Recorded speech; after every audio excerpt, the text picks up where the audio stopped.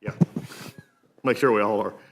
The rules of the House are more than just words on paper. They affect our day-to-day business in this chamber, govern the processes and procedures that we adhere to, and ensure the functioning of this institution. But as with anything, these rules need to be reviewed at times to ensure that they are up-to-date and functioning as intended. I appreciate those of you who have taken the time to appear here in person to share your ideas with us. Without objection, any written materials you have will be inserted into the record.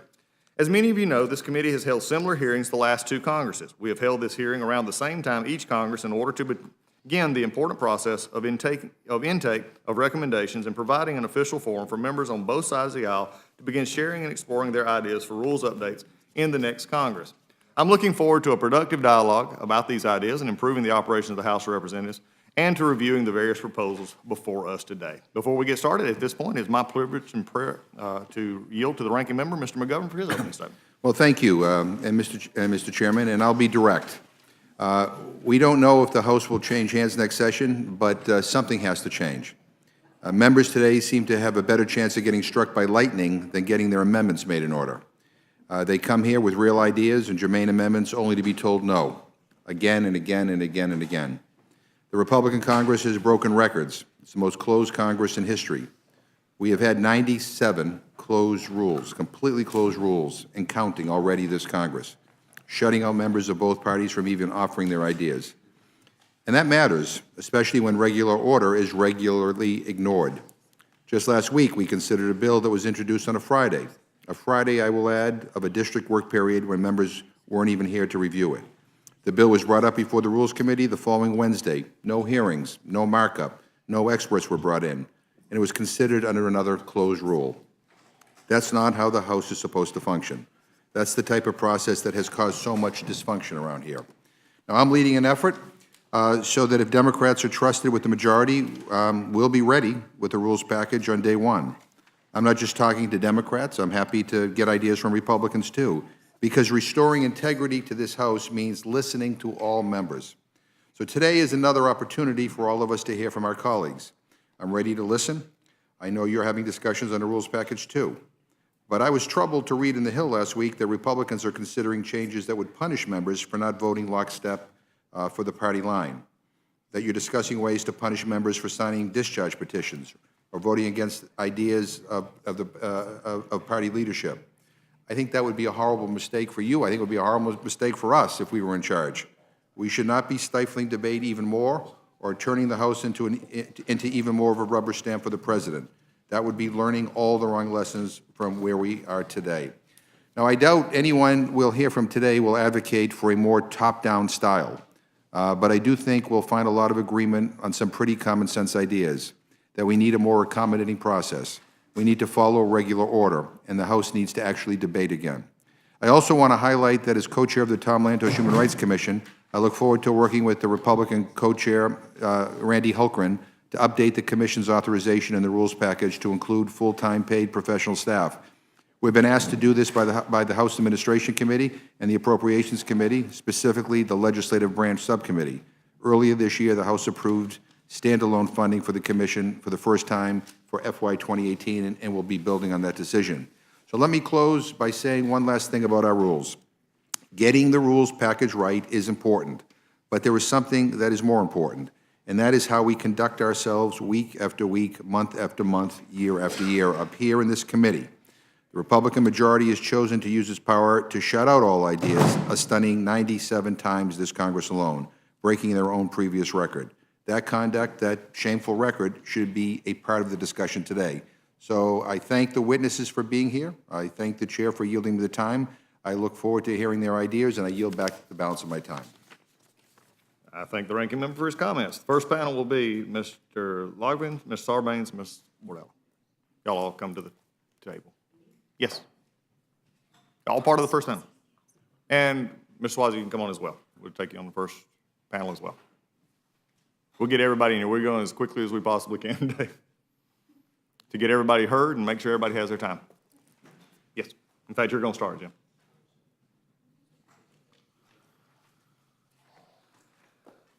Again, we welcome you here. We'll ask you to keep your comments direct or what you have. If you have anything that you leave, of course, our stenographer will be happy to take that.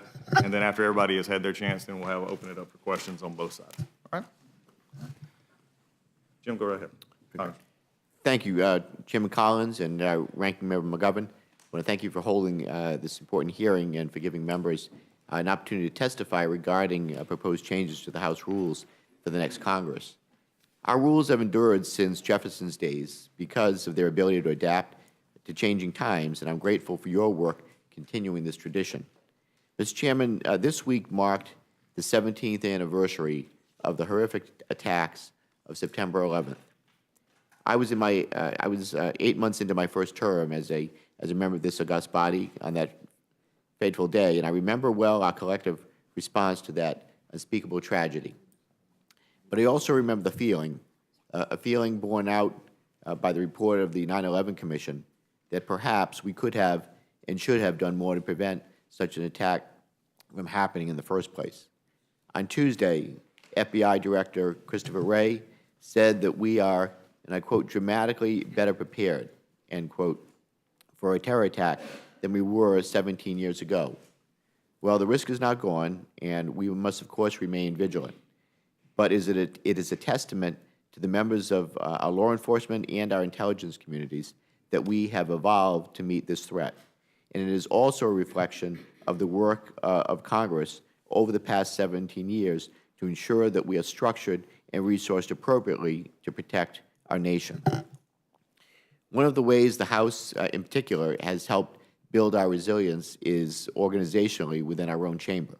I've been a member of the Committee on Homeland Security since its inception, and I served as a member of the Select Committee on Homeland Security before that in the 108th Congress. Now, I'm proud of the bipartisan work of our committee to break down silos and take a holistic approach to preventing future terror attacks. However, even as we have strengthened the defenses in our airports and increased information sharing among law enforcement, a new threat is on the rise.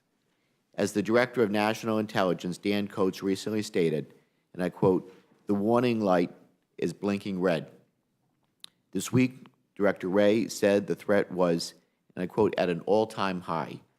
I'm referring, of course, to the challenges we face in cyberspace. As the co-founder and co-chair of the Congressional Cybersecurity Caucus, which Chairman Mike McCall and I have run for a decade together now, I firmly believe that cybersecurity is the national and economic security challenge of the 21st century. Malicious cyber actors threaten our businesses, resulting in what former NSA Director Keith Alexander has called the greatest transfer of wealth in human history. They threaten our critical infrastructure, as seen in the Iranian attempts to bring down financial networks.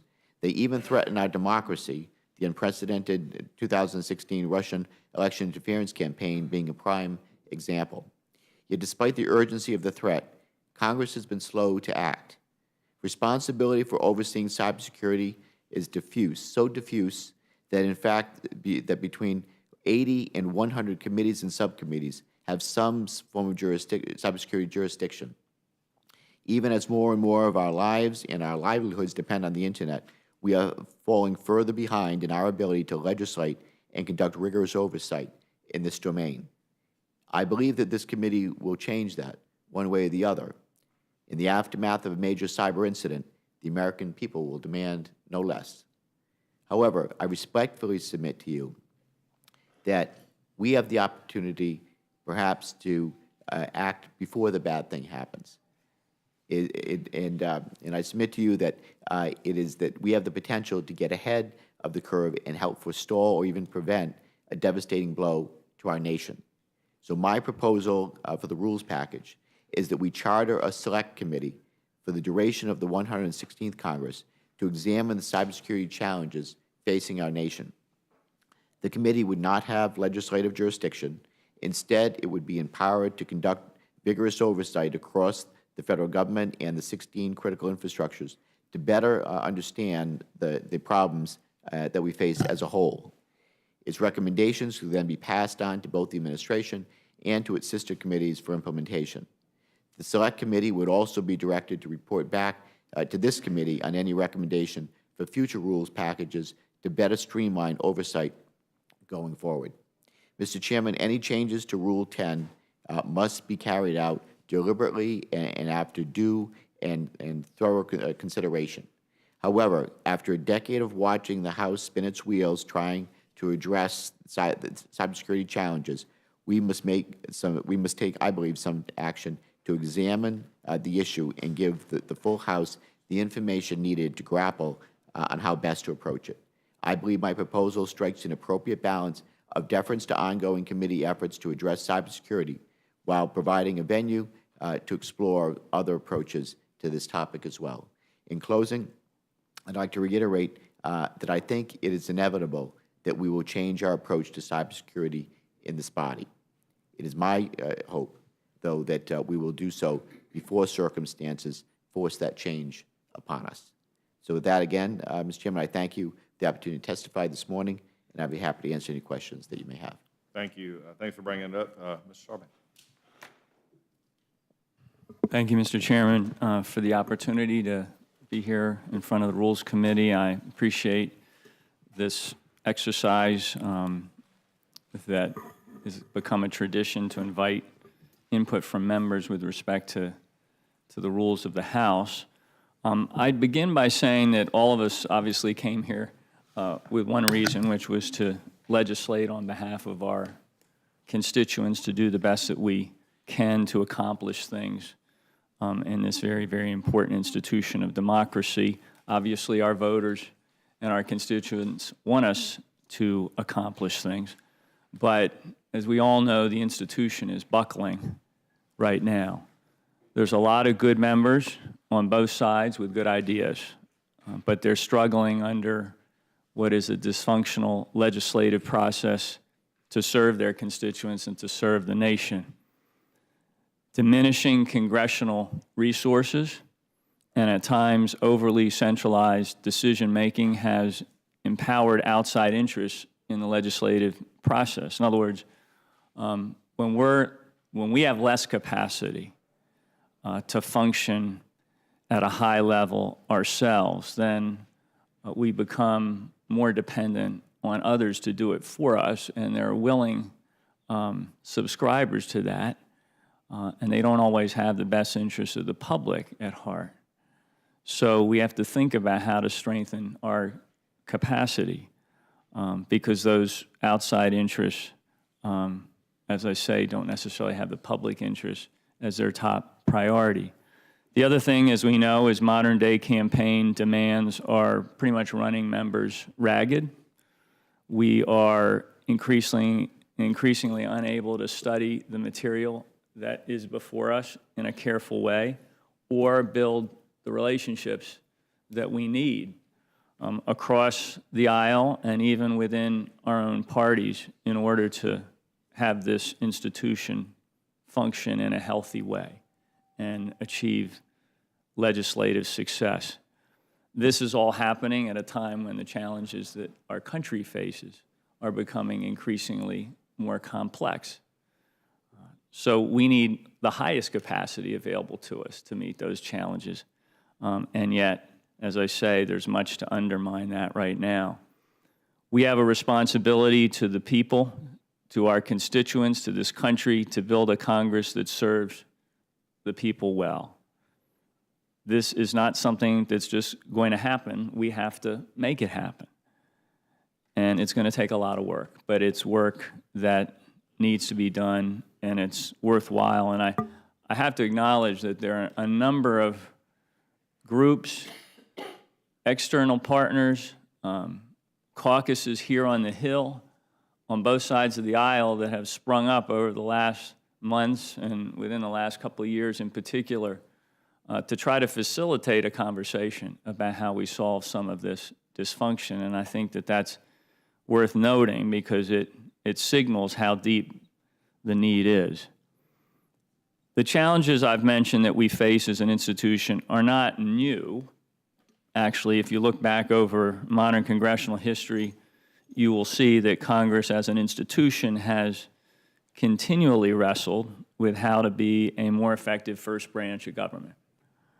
In the past, when these challenges mounted, we've come together as a body to explore reforms to our rules, which is the topic of today's hearing, but also changes in institutional design and congressional capacity and resourcing for this institution. In 1945 and 1965, and again in 1992, Congress convened joint committees to study congressional dysfunction and to propose thorough, expert-guided reforms. Now, I'm not going to claim that that process and the results of it are always perfect or permanent. Dysfunction kind of comes in waves and cycles and can creep back into any institution. And after all, Congress is a complicated and messy place, in part by design. And improving its operation is no simple task. It demands careful and collaborative study and consideration. I'd like to make the argument today that we're once again approaching such a moment when the challenges we face are so big that we must come together in a deliberate way to act. Whatever happens in November, whichever party holds the gavel come January, congressional leadership, committee leaders, rank and file members from both sides of the aisle should come together in the next Congress to convene a House Select Committee to study the functioning of Congress and opportunities to improve congressional capacity.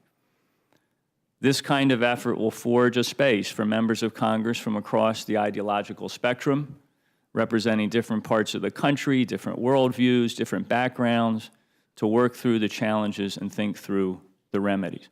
The fact that so many formal and informal groups has sprung up, caucuses, discussion groups, et cetera, calling for this kind of focus and discussion, I think, is evidence that we've reached a point in time where we need to go through this deliberative process. A select committee will provide a formal venue for outside experts, historians, academics to present their views and help us wrestle with how to self-improve. And it'll signal progress, however modest, to the American people that we are earnest in our efforts to make Congress work better. So, as this committee considers opportunities for rules reform in the 116th Congress, I hope you will explore support for a select committee on congressional capacity and become advocates yourselves from your position on this committee for such a comprehensive and deliberative approach to improving the functioning of this institution in which we serve. And I appreciate the opportunity to testify and yield back and welcome any questions. Jimmy, Mr. Chairman, may I ask permission to be excused? I'm supposed to be before the Homeland Security Committee for something they're involved with right now. before you do go, though, one of the things we do ask up here is if you had testimony, I would ask, and I'll give opportunity for either side if they would like to ask questions. Anybody have any questions for the gentleman before you go? Very fascinating idea. Where does Mr. McCall stand on that? I have not asked him the question, but as far as I know, this This is a is not concept coming out that of your he- caucus. This is just something that's coming from you. That is correct. We did not meet to discuss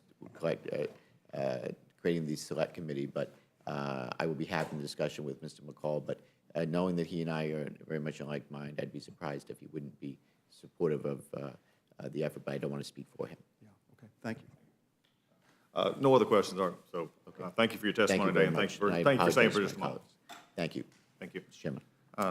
Gentlelady from Guam, it's your time. Chairman Collins and Ranking Member McGovern, and members of the Rules Committee, I want to thank you very much for allowing me to testify on my proposed changes to the House rules for the coming 116th Congress. I'm here representing the territories. I've submitted a list of proposed changes seeking to restore privileges previously afforded to the delegates and the resident commissioner in prior Congresses, to extend new privileges to the delegates and resident commissioner for the first time, and to clarify existing privileges of the delegates and the resident commissioner currently in practice by the House. My proposed rules changes enjoy bipartisan support from all 6 delegates, representing the 5 U.S. territories, Guam, American Samoa, the Northern Marianas Islands, Puerto Rico, and the U.S. Virgin Islands, as well as the District of Columbia. So each of my proposed changes should be able to also earn bipartisan support from all Rules Committee members. First, I propose amending the House rules to allow the delegates to cast non-decisive votes when we are debating amendments and legislation in the Committee of the Whole. Now this, to the members of the rules, this was permitted under the House rules during the 103rd, the 110th, and the 111th Congresses. Congresswoman Norton from the District of Columbia and our Democratic whip Hoyer have secured these rule changes in past Congresses. Congresswoman Plaskett from the Virgin Islands sought this rule change for the 115th Congress. In 1994, the U.S. Court of Appeals for the D.C. Circuit upheld the constitutionality of allowing the delegates to cast non-decisive votes in the Committee of the Whole. So this is a settled legal question. It is lawful and permissible under the U.S. Constitution and occurred without incident during 3 prior Congresses. Furthermore, the House parliamentarian has an existing standard to determine whether votes of the delegates in the Committee of the Whole are decisive or not. Of the thousands of votes that cast during the Congresses, when delegate voting in the Committee of the Whole was permitted, the parliamentarian determined only 4 such instances. So restoring delegate voting in the Committee of the Whole would not require members to take repetitive votes twice on every issue. In the very rare instance where delegate votes in the Committee of the Whole are deemed decisive, my proposed rule change would require that the full House revote immediately without delay, permitting the delegates to cast non-decisive votes in the Committee of the Whole will not lessen the representation of the 435 members from the 50 states. Rather, it would allow the 4.5 million Americans who call U.S. territories and D.C. home to know where their only elected representatives in Congress stand on these issues. The standing rules of the House already allow the delegates to cast votes in their assigned committees, just like any other member. Now, first of all, I have the discharge petitions is one of my items. I propose amending the House rules to allow the delegates to file, co-sign, and call up discharge petitions. Our former colleague and then resident Commissioner Pierluisi of Puerto Rico sought this rule change during the 114th Congress. Discharge petitions are a function of the House rules, not the U.S. Constitution, so there's no legal basis for denying delegates the right to file, co-sign, or call up this procedural measure. Delegates already have the power to send bills to the full House by casting decisive votes to report favorably within our respective committee assignments or serving as committee chair. So since we already participate in determining whether a bill reaches the House floor through the committee process, the delegate should likewise be allowed to participate in the House-wide process for bringing legislation to the floor absent a committee vote via discharge petitions. So under my proposed rules change, discharge petitions would need to be signed by 221 members of the 441 members in order to be offered on the House floor, rather than the current 218 members of the 435 members. This reflects the addition of the 6 delegates to the total membership of our House. The next is the Speaker and House officers. This is my third point. I propose amending the House rules to allow the delegates to cast votes for the Speaker and other House officers. Casting votes in speakership and House officer elections would be a new privilege for the delegates. However, I remind the subcommittee that the delegates already participate fully in leadership elections within the House Republican Conference and the Democratic Caucus. Under the U.S. Constitution, a delegate should potentially be elected Speaker of the House So we should be able to vote in electing our Speaker. This rule change, if adopted for the 116th Congress, would not take effect until after the speakership election on the first day of the new Congress. Let me repeat that. This would not come into effect until after the Speaker for the 116th Congress is chosen. This rule change would only apply to subsequent speakership elections or vacancies during the 116th Congress and afterwards. The chaplain, the chief administration officer, the House clerk, and the sergeant at arms are elected to serve all members of the House, including the delegates. So it only makes sense that we have some say in electing these House officers. The Speaker pro tem, the fourth item. I propose amending the House rules to allow the Speaker, at his or her discretion, to appoint any delegate to serve as a Speaker pro tem. Allowing the delegates to preside over the full House as acting Speaker would be a new privilege. Under the standing rules of the House adopted for the 115th Congress, delegates may preside only over the Committee of the Whole as chair, and I had that opportunity.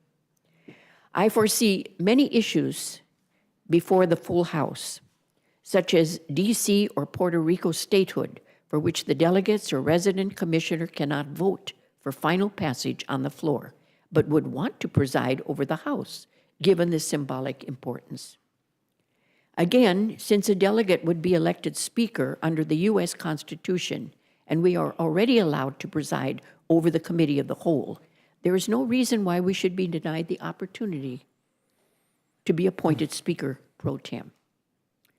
During my 16 years serving Congress, we have voted to pass several Guam-specific issues for which I would not cast a floor vote, but would have liked the opportunity to preside over the full House.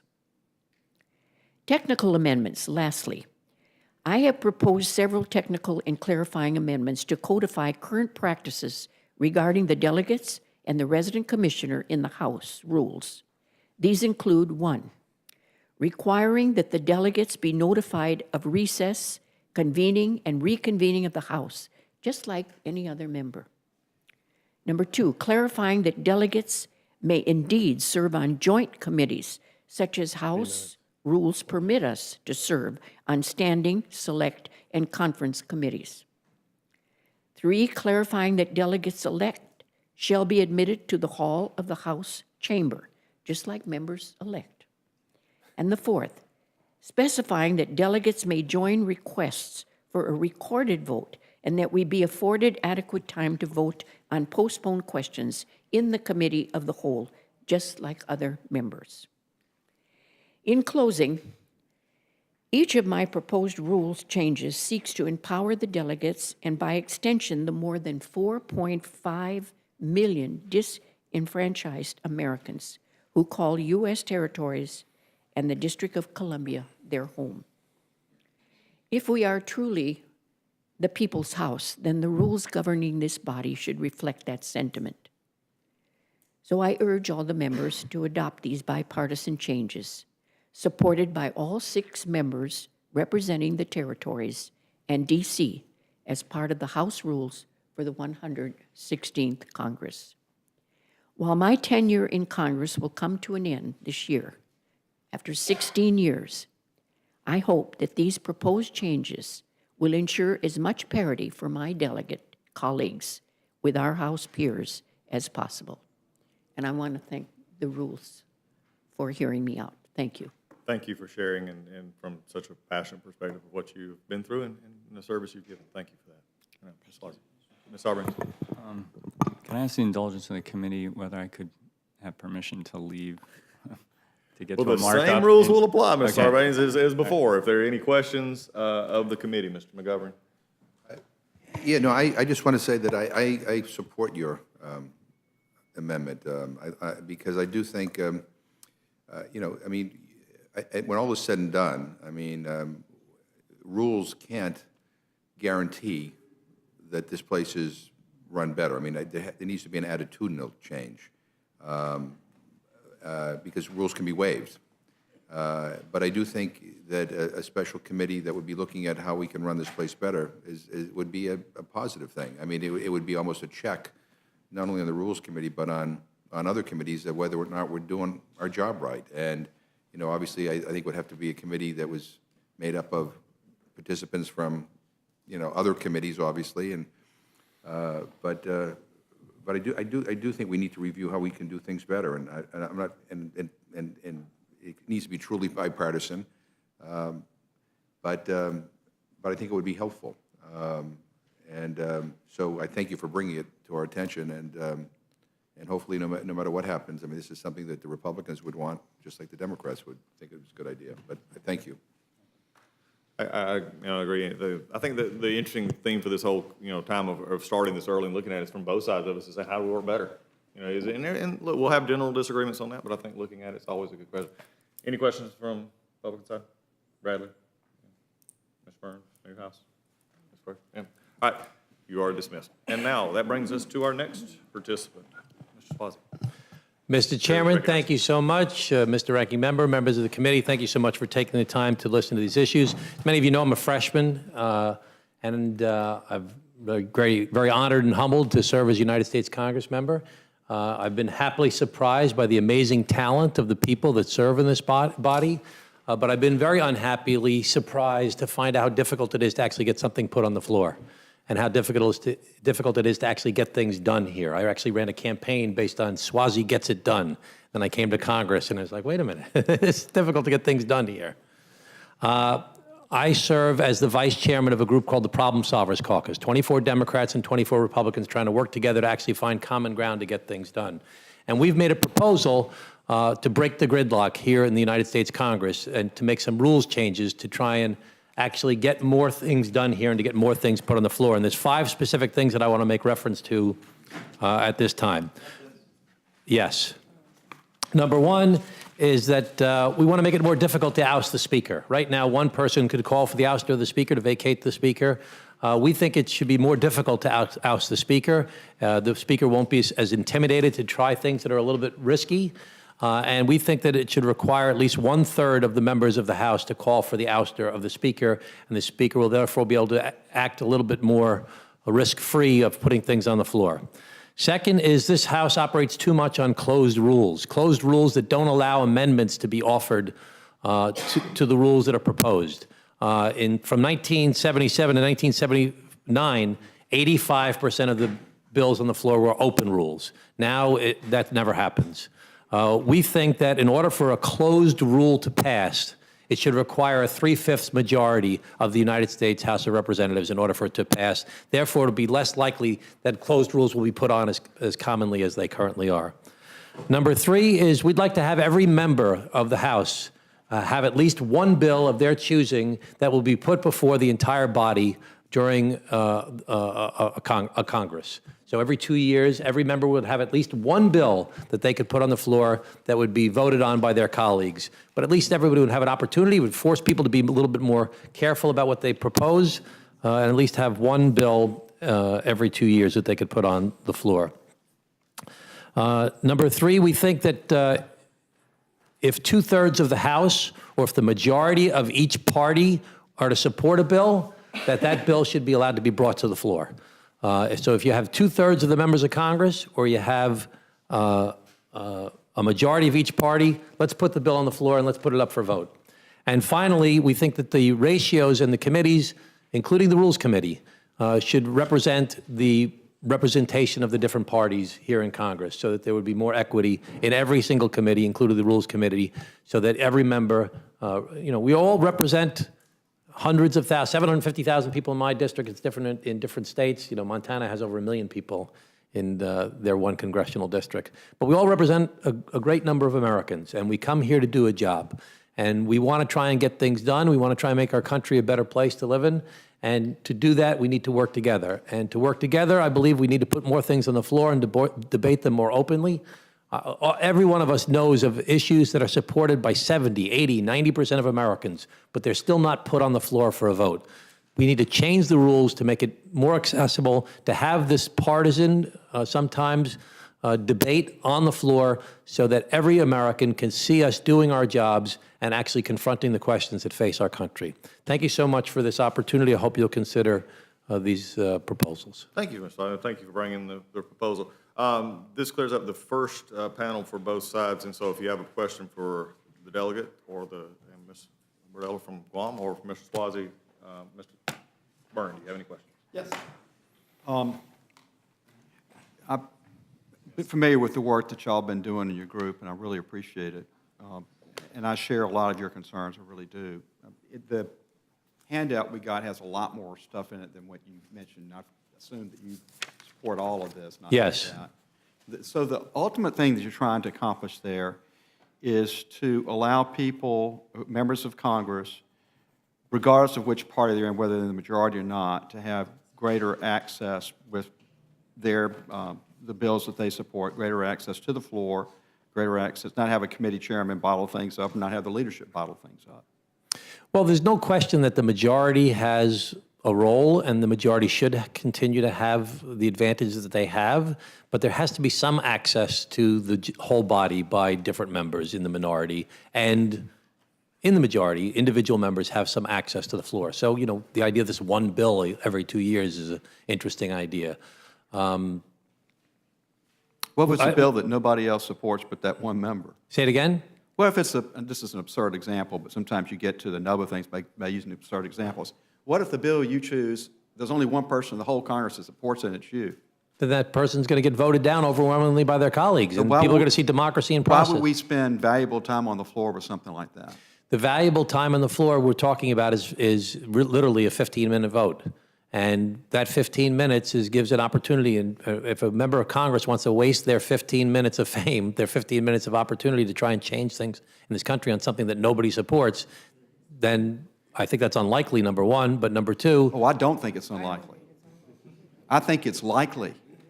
I've been on enough committees. You and I are on a committee together. Yeah. I see people on our committee we share on, people that bring Well, they forth... waste their one opportunity. They bring forth amendments, and the only one that's for it on the whole big committee. And so I think it is likely we'll have people who pull up amendments that most, or bills that most of us saying we're not even in the slightest interest in. Then that member of Congress will have had their chance to make a point instead of making a law, and their constituents and the United States public will see that they've done that, and then democracy can hold them accountable. Yeah, but one of my problems with this place is we spend too many times on the floor making points and not laws. But I think that... I mean, if I were anything, I think we spend too much time on what, quote, messaging bills, which I think are ridiculous because we're wasting floor time on messaging or making points and not actually making laws. You would actually enhance the ability to do that. Well, I would argue differently, and I would like to debate it on the floor. So let's... let me invite you to join let me invite you to join the Problem Solvers Caucus. If you can find a Democratic colleague to join you, we'd love to have you. There are some of us that are not in the problem-solving caucus that are trying to solve problems. I'm not trying to say that your group's not important. One last thing, and this is this bothers me more than anything else, and Mr. McGovern talks about this all the time, and he's never heard me say this, but I agree with him. We don't follow regular order around here very much. I agree with that 100%. And it detracts from the quality of the product that comes before the body. I think it really does. And it detracts from our ability to build consensus, and I think we're not building consensus. What I think we need to do more than anything else is build into our rules the structure so that we have the trust. And that's what's missing around here is the trust. And the trust has been breached on both sides. I've seen it myself. But trust is not something we can enforce by rules. Trust is something we gain by how we conduct ourselves. And there have been instances around here where people on both sides, we're not picking sides here, I think have breached that trust. What we've got to do is go back and find ways to build into the body trust. And I think that's really where you and the other members of your group are trying to get. I just have some concerns about some of the specifics that y'all propose to get there. But I want to let you know I agree with what's motivating you, where you're trying to get. Just think we need to think through a little more carefully some of the precise points that you have. But I appreciate the work y'all have done. I really do. Well, the fact that this committee is having this hearing like this and getting people to bring these points up is a great step forward in the process. And I'm excited to hear some of the things that you're saying about the things that you're excited to see happen here. Too many of our members have never seen regular order. And we're going to have a lot of people coming to Congress next year that have never seen regular order. And a lot of people just don't know how to legislate. And we need to have this conversation, work on changing our rules so that more members have access to actually getting a law passed. And I appreciate your sentiments on this. And let's continue this debate and continue this process and come up with ideas as to how we can get that access. But to make that work, we can't abuse regular order. And there's been abuse of regular order since I've been in Congress. And that's what causes the reaction against using regular order, is when people abuse regular order. So that's the other thing we need to remember here is if we're going to all say these nice, big things and have rules that reflect what we're saying, we've got to conduct ourselves as individual members of Congress to that level. And I've seen some breaches of that since I've been here. I hadn't said anything about it. I was afraid if I said something about it, I'd make things worse. But there have been times when I wanted to jump up on the floor and say, you just made it worse by doing what you just did. So we all have to have, and I think it's an individual responsibility and a group's responsibility, we have to have the discipline to say to ourselves, if I want this body to function at that level, I have to conduct myself individually as a member of Congress at that level. And I think we have not done that in a number of instances here, and it's really upset me to see that happen. Well, one of Martin Luther King's famous quotes was, you can't legislate morality, but you can regulate behavior. And part of the rules changes we're talking about here are trying to regulate behavior that will give people more access. So let's continue the conversation and push forward these ideas. Yeah, thank you. I yield back. Thank you, sir. Mr. McGovern. No, I thank you, and I appreciate what the Problem Solvers Caucus has done, and I think there's some really good ideas. I think some of them may need to be refined because they may have some unintended consequences. I mean, we have to prevent against chaos. I think the point Mr. Byrne was making about everybody bring a bill to the floor, it's more than 15 minutes because you're going to have to debate a bill, but if it's going to be a limited debate, you're going to have a closed rule, which we're all against. So I mean, I think we have to think about what we're asking here. But I get the point, right? And I think the other point on regular order is important. Bills should not be coming to the Rules Committee that have not gone through committee, that have not had hearings, that have not had a markup. I mean, it's all nice to be on the Rules Committee and be able to, bring things to the floor and have that, that power, I guess, but it's not the way this place should be run. And so a return to regular order is important.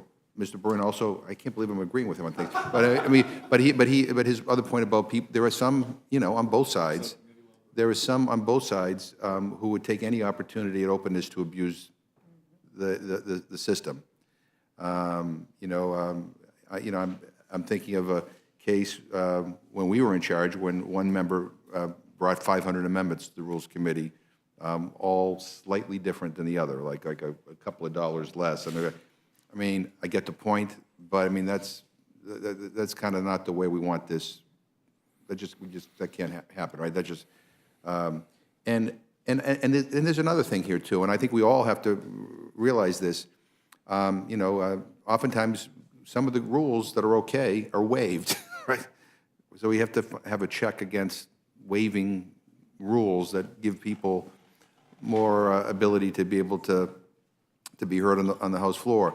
I think we're all looking at this like, how do we empower average members? How do we, each member, how do we empower committees? How do we, it's not always top down, how do we get more people to be part of the process? And one of the realities that whoever's in charge, whether it's Republicans now or the Democrats, is that if in fact the people at the top are abusing the system, rank and file members have to have the courage to say no. I mean, I look at the people in the Problem Solvers Caucus here. Every Republican on this Problem Solver has voted for all 97 closed rules. Now, if some of these rules went down, I guarantee you that you wouldn't have so many closed rules.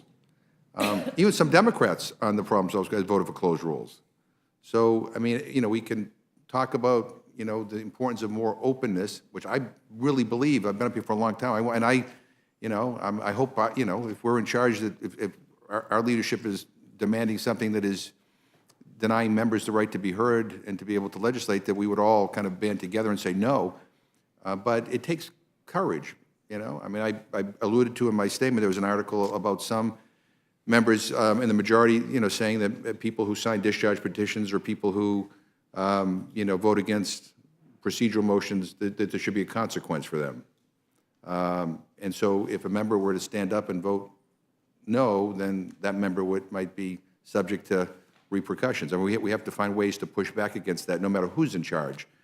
So I think you guys are focusing us on all good things. And you know, when Mr. Sarbanes suggested this special committee that would be formed, not just on the rules, but on how the House is run generally, I like that idea because I think there's a check on us. But understand this, you know, the proof is in the pudding. You can have all the perfect rules in the world, but they can be waived in this committee. And if they're waived, will members vote no when it comes for a vote on the House floor? It hasn't been happening. That's my frustration.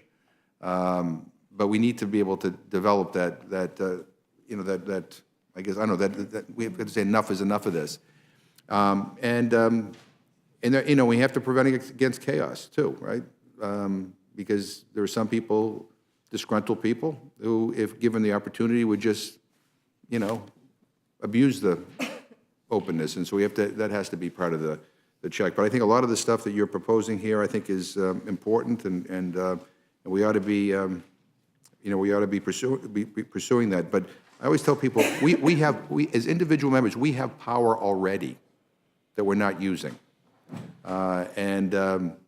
You know, and it's, you know, and there will be difficult times, no matter who's in charge, and difficult choices that people are going to have to make. But if we want a more open process, we're going to have to, you know, put our votes where our rhetoric is. And I know it's difficult, and it's easy, you know. So anyway, but I look forward to working with you on these, and I think, you know, if Republicans are in control, I hope that some of the ideas that you've put forward, you know, make their way into the rules package. But this is important stuff, so thank you. And Ms. Brodillo, I wanted to just say, I'm with you on all that, all this stuff. I think we ought to be able to empower delegates. They ought to have a voice here. You know, I guess the only question I would have is on some of these, you know, on like the discharge petition and so these other, you know, whether there's any legal implications. You know, on the non-decisive voting in the committee of the whole, there has been a legal decision. So that's, I get that. We just have to check to make sure that there's no challenges. But I think those are all good ideas, and we appreciate your service here. Right ahead.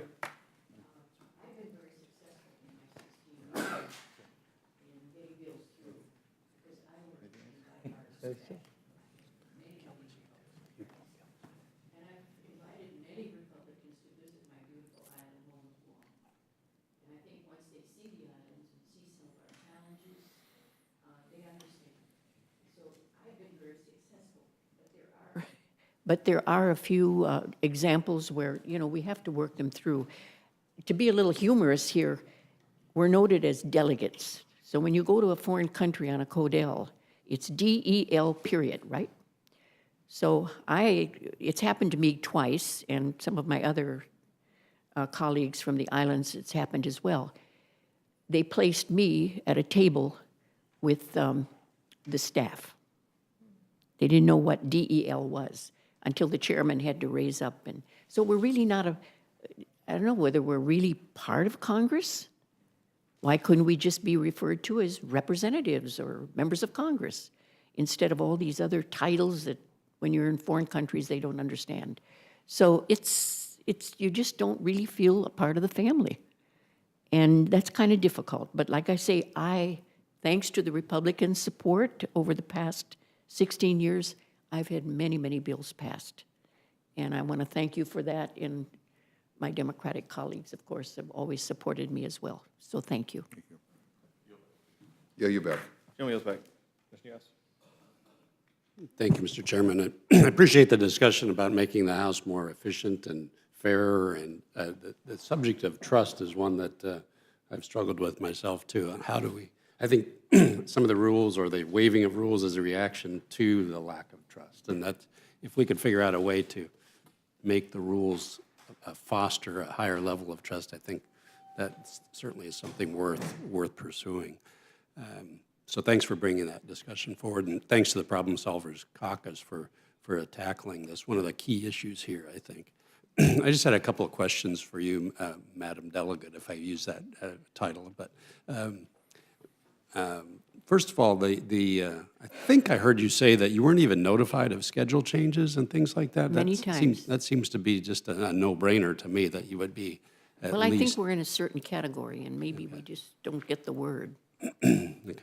Okay, well, that's something, thank you for pointing that out, if we can have any effect to positively improve that system, because you should be aware of all of the schedule that the Congress is adhering to. The other thing, the notion of a non-decisive vote, could you talk about that just a little bit? So that means if the delegates, the majority of the delegates voted in the prevailing side, and the margin was within 6, then that would mean your votes are thrown out, or how does that work? If we're allowed to vote, and it comes out evenly, there's no distinction between the... It wouldn't have mattered one way or the other. That's right. Then you'd have to vote over again, And that does leaving only, us out. that's only happened a handful of Yeah, times. very, very few times. So most votes are lopsided enough to where That's correct. the It doesn't have delegates- any meaning at all. No, okay, It's simply a symbolic vote. I see. Interesting. Okay, and you do have the privilege of voting in standing committees. Oh, yes. Currently. Well, I'm a ranking member of Yeah. a very important committee in Armed Services. And I was, when we were in the majority, a committee chair. So we have all the privileges, and it just doesn't make sense since we do all the voting. I always tell people it's like building a house. You build the sides, but you can't put the roof on. So it's just, I don't know, it's just a feeling of left out. And I think that our constituents back home should know how we vote on these issues. We're getting by with, oh, it's very controversial, so I'll stay away from that. And, we should be able to, Be held accountable. that's right, that's correct. And so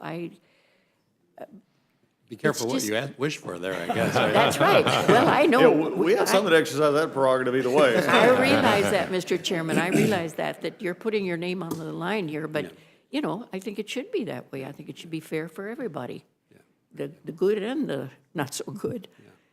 But I think what we have to remember here is that there's 4.5 million Americans in these territories. And we're not part of the family. We don't even vote for the president. I have another bill in to vote for the president and the vice president. It's just so unfair.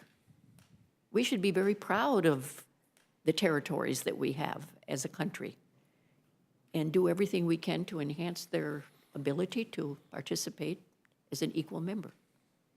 Well, I certainly appreciate you bringing these issues forward, and Thank you're you. representing your constituents very well. And I want to, I didn't realize you're not running again, so I want to thank you for your over a decade and a half of service to our country. Thank you. Thank you very much. Yeah, thank you. Thank you, Mr. Chairman, members. Gentlelady from California. Recognized. Mr. Chairman, I'd like to ask for unanimous consent to include for the record a proposal from Representative Jackie Spear from California, proposal for rules changes to the 116th Congress. Without objection, so ordered. Thank you.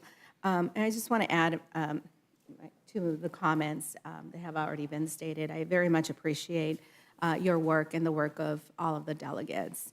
And I think it's really unfair that you come to Congress to represent your constituents, that they elect you, and that you have been robbed of a vote here.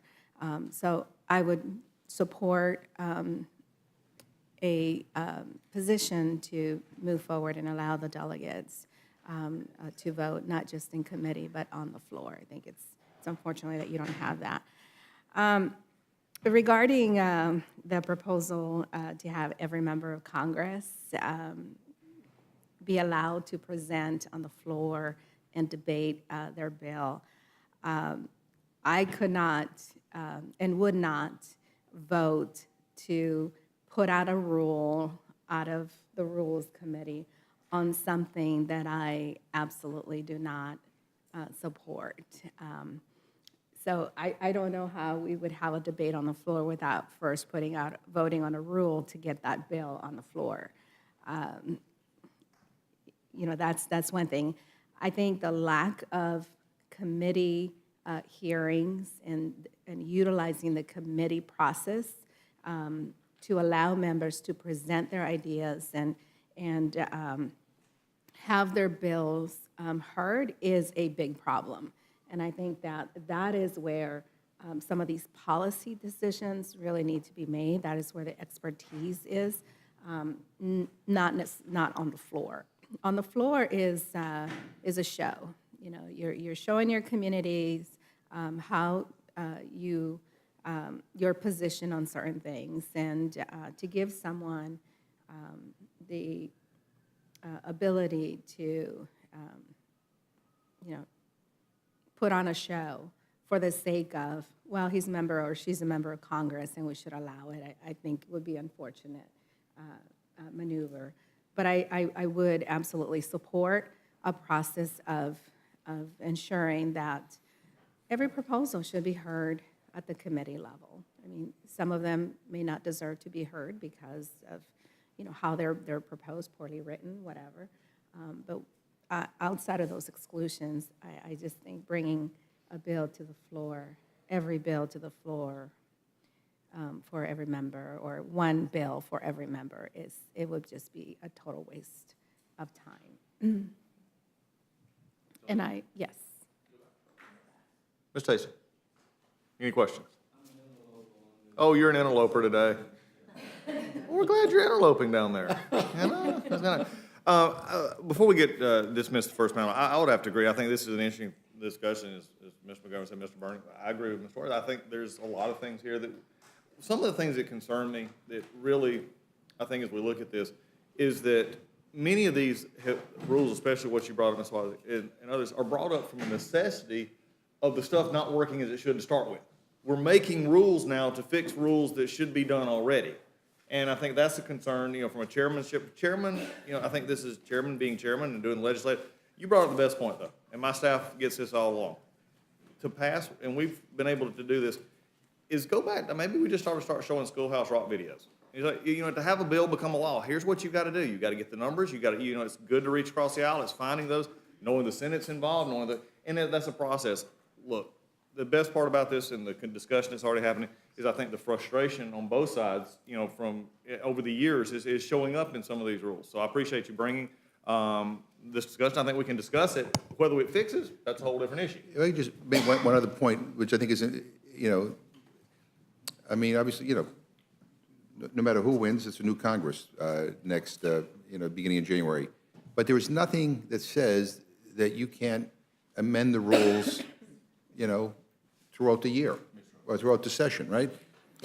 So if something is not working, you can come back and you can say, hey, look, this is not working. We need to take these steps, or, and I think sometimes when we look at the rules package, you say, we're married to this. You can't change anything. And, if we find out that, we went too far in one area or didn't go far in another area, that we have to live by that. You can change the rules, correct me if I'm wrong, as many times as you want. I'm not saying that that's just a good idea, but the idea is, I go back to what Mr. Sarbanes was talking about, kind of a check, a committee to say, I think it is important that there be some accountability to say, hey, look, you guys all promised to be, more inclusive and more accommodating, and, you've gone in the opposite direction. There needs to be something, we can't trust you here. So the Problem Solvers has a system whereby we have to have a certain a percentage of our members to agree before we'll adopt something as a group. So the group has not adopted this, but individual members are starting to say that we will not vote for a speaker unless this, from both sides, Democrats and Republicans, we will not vote for a speaker unless they make some of these rule changes. So you'll be hearing more about that over the next month. I would just say we should start with the closed rules. And I love the fact that everybody wants to not vote for a speaker, but boy, you could change the system right now. Well, part of this is an education process, Right. Mr. McGovern, because a lot of people didn't even realize this distinction. You know, you come in as a Don't they freshman. listen to me on the floor? Nobody listens. I mean, God almighty, I mean, I'm like, I listen. They listen to Byrne, but they don't listen to McGovern. no, I appreciate it, but thank you. I appreciate it. And just one last comment, and then I think this issue of speaker, whether you vote for it or not, that is becoming an interesting, it's a new phenomenon in many ways. There's always been a discussion within the different caucuses about who will represent, but this idea of the floor in this is something else, I think. You're going But to the hear first you're going to panel- hear more members of the Problem Solvers Caucus come before you today, Mr. Oh, Barra. and we'll hear Mr. more as we Kilmer. go. Thank you for the first panel. Please leave anything for Thank the you. stenographer as we go forward. And now the second panel will consist of Congressman Buck, Congressman Barra, Congressman Kilmer, Congresswoman Rice, and Congressman Biggs. Please take your seat at the table.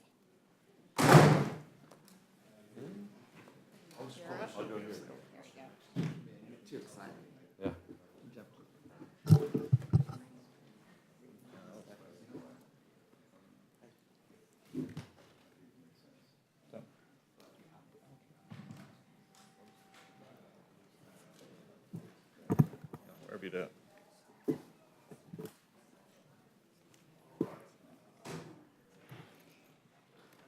I tell you, everybody's ready now for second panel, as we do always. We'll go, I tell you what, just to make it even, you'll just start, I'll just go left to right, how about that? We'll start down the line as we go forward. If you have anything to leave, please leave for the stenographer after everybody has their statement, and please keep that as concise as possible. We'll open it up for questions, and we'll move forward from both sides. With that, Mr. Biggs, please begin. Thank you very much, Mr. Chairman. It's great to be with you. This is an infrequent opportunity for me to come to the Rules Committee.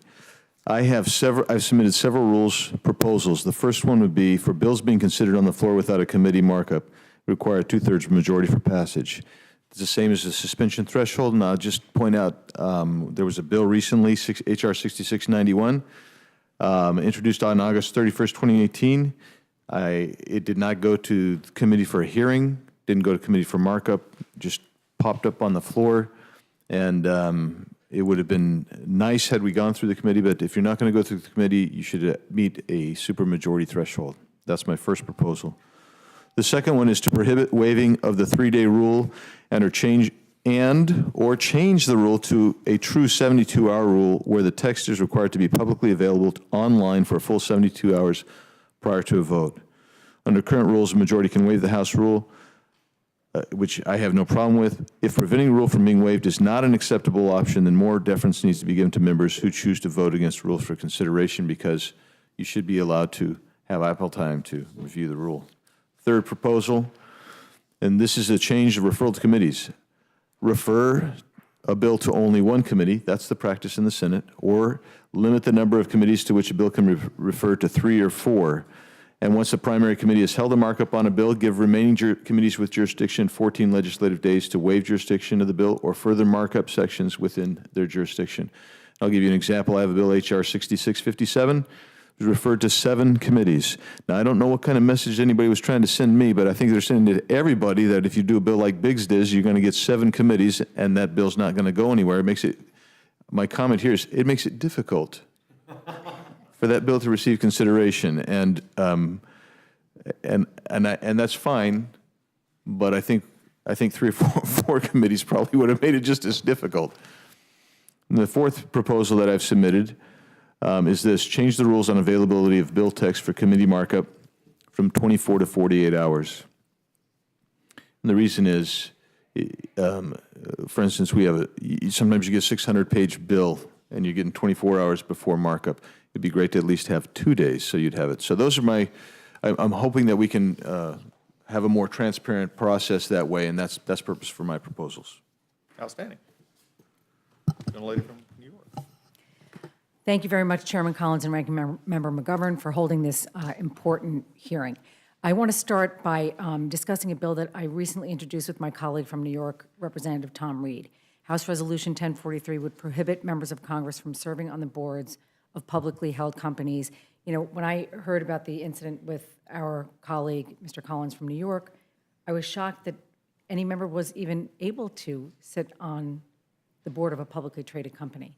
After doing a little research, we realized that many years ago, I think it was about 30 years ago, the Senate changed that. They implemented a rule for all Senate members that said that you cannot serve as a member of the Senate and be on the board of a publicly traded company. So this bill would just apply that same rule to House members with one exception. This bill is actually stronger than the Senate rule because it does not include their exception that would allow members to serve on a corporate board if they were already serving on that board 2 years prior to their election. It's my understanding that this exception actually would have still allowed Mr. Collins to stay on because he was on the board of the pharmaceutical company more than 2 years before.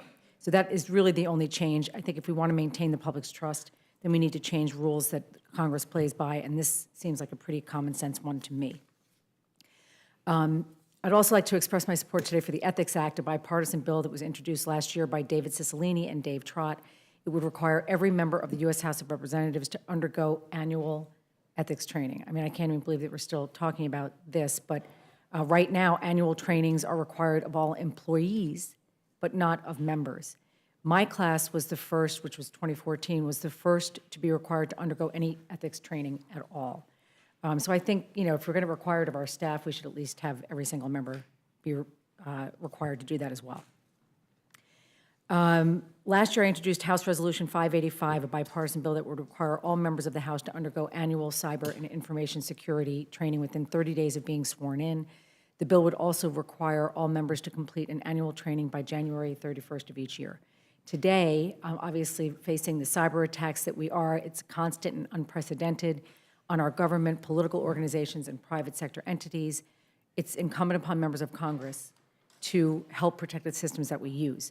Our employees and House officers are already required to take mandatory information security training each year, and I believe that members should be held to the same exact standards.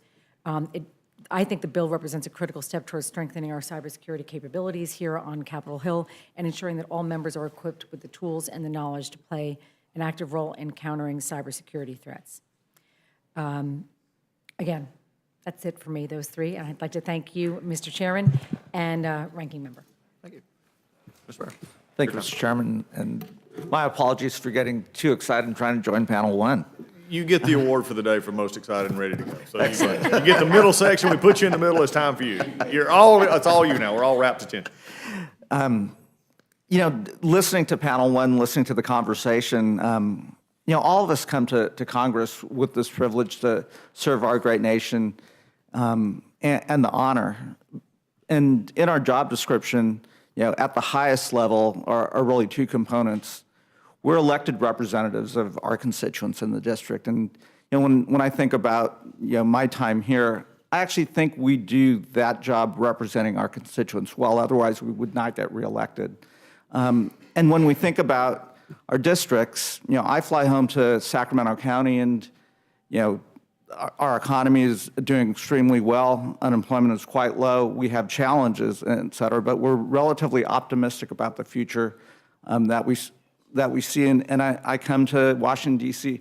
representing that perspective. But when I talk to some of my colleagues who represent small-town Ohio or small-town Kentucky or rural communities across this nation, they see something very different. And I think they're doing their job as a representative reflecting what their constituents see. And that speaks to this broader notion that we have segregated somewhat as a nation. And I have a deep concern that we're not doing the second component of our job, which is as delegates to reflect and represent the entire United States of America. We can't become two nations. And it's that second component when I think about the functioning of the House as a whole where we're failing. And we don't have to guess on the fact that we're losing the public trust based on failing that second component. And you've already talked about the problem solver break the gridlock proposal. The intent and initiative there really was to start a conversation of how do we get the House as a whole functioning better? And there are other initiatives. I caucus with the New Democratic Coalition. We've been having those conversations. We meet on a fairly regular basis with the Tuesday Group. They've been having those conversations. The Blue Dog Coalition, There's the Rebuilding Congress initiative, which also is having those conversations. So I think what we're doing today in terms of talking about potential rule changes that get the House as a whole functioning more efficiently and better and being a co-equal branch of government is a good start. In terms of rule changes, I think the most important at this particular juncture is the one that Mr. Sarbanes talked about on panel 1. As opposed to hastily changing these rules, I think there is an urgency of creating a select joint committee, perhaps with the Senate as well, in a bipartisan way and in a representative way, to take a deep dive into thinking about how this body functions more efficiently and with some broad goals, without being prescriptive and saying, here's what they have to do. But to encourage, we all talk about regular order. We've heard our leadership talk about regular order. In my time here, I've not seen regular order where you're empowering the committees to do their work and the bills are on a regular basis moving through the committees. So that would be a large intent. How do there's plenty of bills that are here where you can get 260, 270 co-sponsors, never see the light of day. It means the majority of this body actually supports that legislation, yet you can't get it to committee, you can't get it to the floor. How do we encourage that? Mr. Swazi on panel 1 talked about the large number. I think the number he used was 85 to 90% of the what's coming to the floor is coming under a closed rule. That is a departure from prior precedents when the majority of things were coming to the floor under open rules. How do we, if I can go out and get an amendment and have 40 or 60 co-sponsors from both parties, what's the threshold that if I can get bipartisan support for an amendment, that I can actually get that amendment voted on, either in committee or more importantly, under an open rule on the floor? So I think these are necessary changes. I don't know that we will make all those changes today. Certainly, as we've talked about in the Problem Solvers Caucus, we put forth a proposal. I think there's some very good ideas in there. There are probably some ideas for the folks that are rules experts who may come back and say, these don't work very well. But I think there's an urgency of now for us to do that second component of our job, which is to be delegates representing the great nation, the United States of America, and making this body a co-equal branch of government. So I welcome this opportunity, and thank you for doing this. Thank you for being here, and thanks for your discussion. Mr. Gilman. Thank you, Mr. Chairman and Ranking Member and the members of the committee. I appreciate you having this conversation. I was elected to the House 6 years ago, and like most Americans, I had a sense that it was a fixer-upper. Nevertheless, getting here and seeing it up close and personally, it is in many respects far more dysfunctional than I had thought from far away. I had served in the Washington State Legislature, and I've seen such an amazing contrast. In my state, we had spent time debating and voting on bills of consequence, by and large. I think too often here, the focus is on bills that are more designed to make a political message than to make a law. In Washington State, we actually dealt with some significant problems head on. The last 3 bills I voted on were a balanced budget, a constitutional amendment to reduce state debt over time, and a big bipartisan infrastructure package. And in Washington, D.C., a lot of those long-term significant issues, Congress seems to be content just kicking the can on those and not dealing with them, or dealing with them on a crisis management basis instead of on a leadership basis. In Washington State, by and large, legislation was drafted in consultation. Committee chairs and ranking members, rank and file members had a voice in the process. I think too often, particularly on issues of substance here, proposals are drafted too often by leadership behind closed doors rather than in a giving meaningful opportunity to committee members. And I know there was some conversation when Mr. Swazi was here. To me, this is not unlike when you have a puppy. If you don't keep it busy, it chews the furniture. And if rank and file members don't have a role in the process, it's a way for more dysfunction. There's value in engaging members. I'm not alone in my concerns about this. I think the American people are concerned. And to Mr. Barra's point, you've seen groups like the Problem Solvers Caucus and the Bipartisan Working Group and the Reformers Caucus are trying to have these dialogues. I'm vice chair of the New Democratic Coalition, and this week 45 of our members signed a letter to this committee thanking you for engaging this effort and suggesting some principles that should guide the work, and I'd ask that a copy of the letter be submitted for the record. Without objection. I've been part of a number of conversations over the last several months. I submitted a dozen specific proposals to the committee for your consideration. Some of the proposals are aimed at encouraging more bipartisanship, to provide more favorable treatment of proposals that have at least some measure of bipartisan support. And and the value of this is when we fail to do that, we end up with endless relitigation of issues, creating a harmful atmosphere of uncertainty and unpredictability. House rules should make it easier for bills and amendments that have some bipartisan support to move through the legislative process and be considered on the floor. So for one of the proposals that I presented to the committee is to change the way committees are governed so that there's more bipartisanship in information sharing and planning and agenda setting and bill drafting. Some of the proposals are designed to ensure that legislative initiatives that do have broad bipartisan support actually get the opportunity for an up or down vote. And you've heard that from my colleagues as well. Some of the proposals are designed to give individual members elected by their constituents to be their voice in our nation's capital more opportunity to shape public policy. I heard, and I would echo Mr. Swazi's suggestion of having members be entitled to a legislative hearing and a markup on at least one bill per session if they have a co-sponsor from the other party. And I appreciate the concerns raised by Mr. Byrne about what that does in terms of debate and time on the floor. Candidly, I think that oftentimes time on the floor is not used in a productive manner right now, where bills are considered that are designed more to make a political statement, and often debate is to an empty room.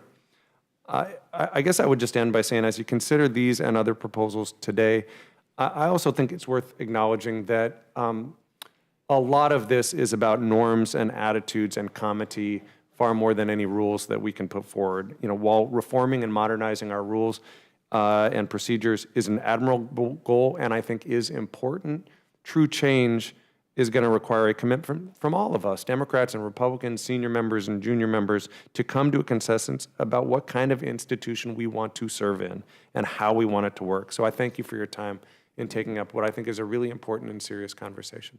Thank you for your comments. Now we move to one of our colleagues from the Rules Committee, Mr. Buck. Thank you, and thank you, Chairman Collins and Ranking Member McGovern and Chairman Sessions for holding this hearing. I am a member of the Reformers Caucus and the Rebuild Congress Initiative, along with my friend from Washington and New York, seated at the table today. There are a number of interesting conversations that we've had around the rules. I want to highlight a few of the principles I think that are important. We've heard a lot about regular order and the lack of regular order. I think it's important that we start at the committee level and figure out a way, and actually some of this came from a conversation that Chairman Collins and I had about the process that exists in many of the state legislatures around the country. I think it would be beneficial if we required members to appear before the Committee of Jurisdiction on their legislation, explain the bill to the committee, have a group of experts prepared to testify about the subject matter, if not the bill specifically, and then at some point after the committee has time to digest the bill, mark up the bill. So it would be at least a two-step process in committee, and then bring that bill to the floor. And the only way a bill could get to the floor without going through that process would be with a super committee vote. I have heard Mr. McGovern a number of times in the Rules Committee talk about the need for more hearings in committee, and I agree. I think the fact that a bill may have had a committee hearing 6 years ago doesn't help a lot of us understand the nuances of the bill or how to vote on amendments. And I think it is better legislation. And I think that's one of the things that's missing in Congress is the need for both sides to agree that we can make legislation better, not politically better, but better in terms of policy. I also think that we fail to do our jobs in terms of oversight. We have a very specific function to oversee the executive branch. We need to, in my opinion, not waive specifically the rule that prohibits appropriations of funds to unauthorized programs. I think we, as authorizing committees, should be doing more oversight work, and the way to enforce that is to make sure that the appropriations bills don't include money for unauthorized programs.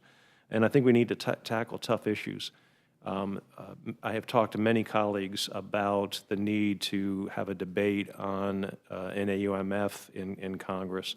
Some of my colleagues say, well, I don't want to have that debate because I'm afraid we will take authority away from the executive branch. The point is that it's our job and we need to do our job. And whether we agree on what the AUMF looks like or not, we should all agree that we should do our job and step forward in that area.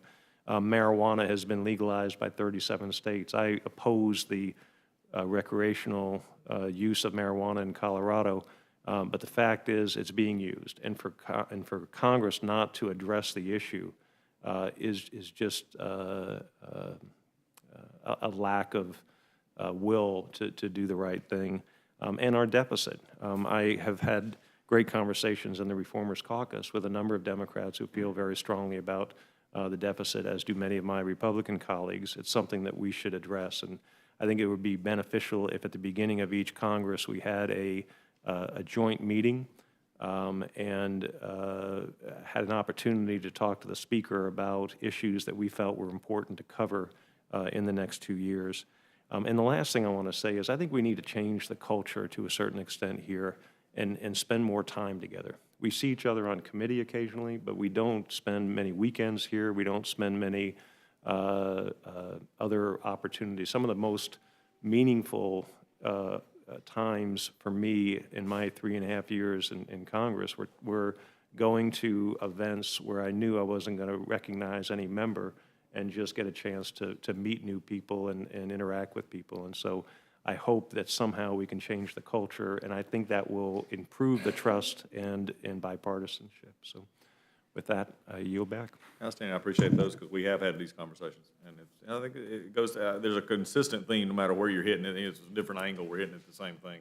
And again, the concern that I voiced just a few moments ago, I'll voice again. It is a concern is where do we get to with stuff that we shouldn't have to be changing rules to fix what already is in place that could be happening, and that's a concern we have. But with that, Mr. Byrne. Thank you. Mr. Biggs, your point about multiple committees having jurisdiction, I'm curious of whether you see it this way as well. I think the problem is the jurisdictions we've given to all the committees. The idea that you would have more than 2 committees that have the same jurisdiction over a subject matter, something's screwed up there. Don't we need to be talking about committee jurisdiction definitions? Yes, sir. We do. I think you're exactly right. And I came back, I expected two assignments on the bill I'm talking about. I expected at least right around 2. And when it came back with 7, I had to go and I said, how does this even fit with education and workforce? I mean, I'm struggling to figure that out. And it's because the jurisdictions are so broad and they overlap so much. I mean, you've got these sets, these circular sets that are multiple there, and it needs to be changed. And it prevents us from being transparent with the public as well, I think. Well, and also, as I look at some of the committee jurisdictions, and I'm going to pick on energy and commerce, I mean, we are the world, you know. Too much jurisdiction in one committee, and in some cases, it doesn't even make sense. So this is, by the way, very controversial because the committees are very jealous of their jurisdiction. Which, you know, every time I have this conversation with somebody, they tell me, oh, well, the committee won't like them. I'm like, well, the committees are supposed to serve the membership and our jobs to get our, you know, represent our folks. And the idea that we're going to let the committee jurisdictions run everything around here when they don't make sense, and maybe this is where the select committee to look at Congress needs to sit down, from the outside and say, look, folks, this may be your little internal thing here, your little inside baseball stuff, but if you're going to run this thing in a rational way, this is the way the committee should be designed. So that's the other, and the other thing about prohibiting waivers on certain things. Waivers drive me crazy. I mean, they drive me absolutely crazy. But I don't know how you prohibit waivers. Because if the body decides to waive, the body can decide to waive. You can change a rule and waive. So I think it's really more of we need to have a commitment to follow our own rules thing. I don't know that you can actually legislate no waivers, because we could waive the rule that says there's no waivers. So, I mean, it's our willingness to follow our own rules. So that's. Ms. Rice, I'm sorry. May I just, yeah, if I can just comment on that. You're exactly right. A self-regulating body gets to choose its own rules. But I would say the regime and institution, the mores of that body dictate how often you're going to waive your rules. And we seem to have, we have no discomfort at all with waiving a rule if it's I have convenient. discomfort. Just one okay, member so at least you has and I have discomfort, but I mean, the point is, I think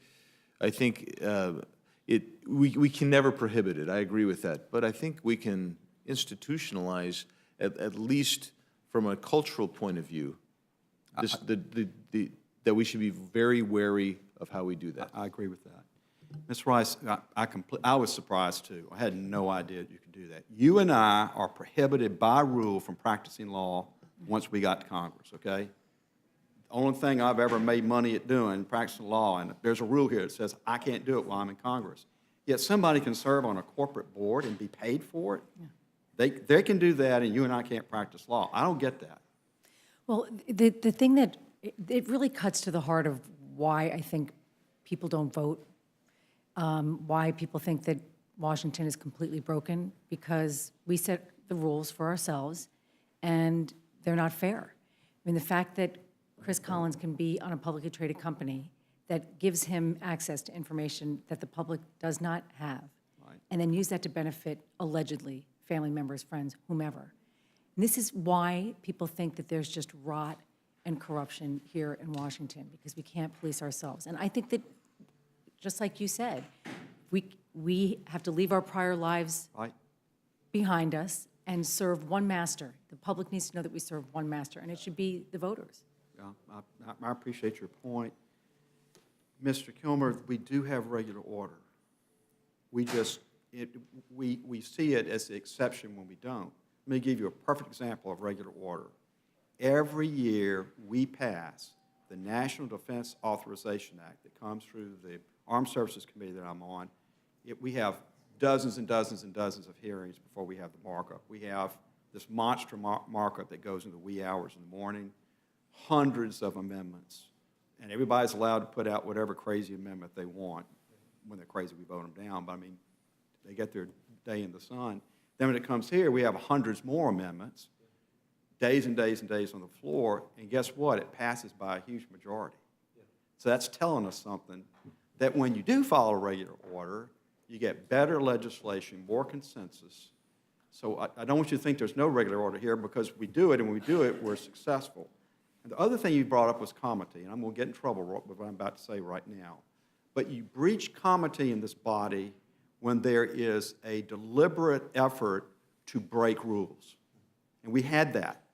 We had a deliberate effort to break rules, to show out to the nation, we're deliberately breaking rules. Now, I don't care whether you like the rules or not. Once the rules are the rules, I'm a lawyer. You got to follow the law. There are plenty of laws that when I was practicing law that my clients and I said, we don't like that. But I still had to tell them, you got to comply with it.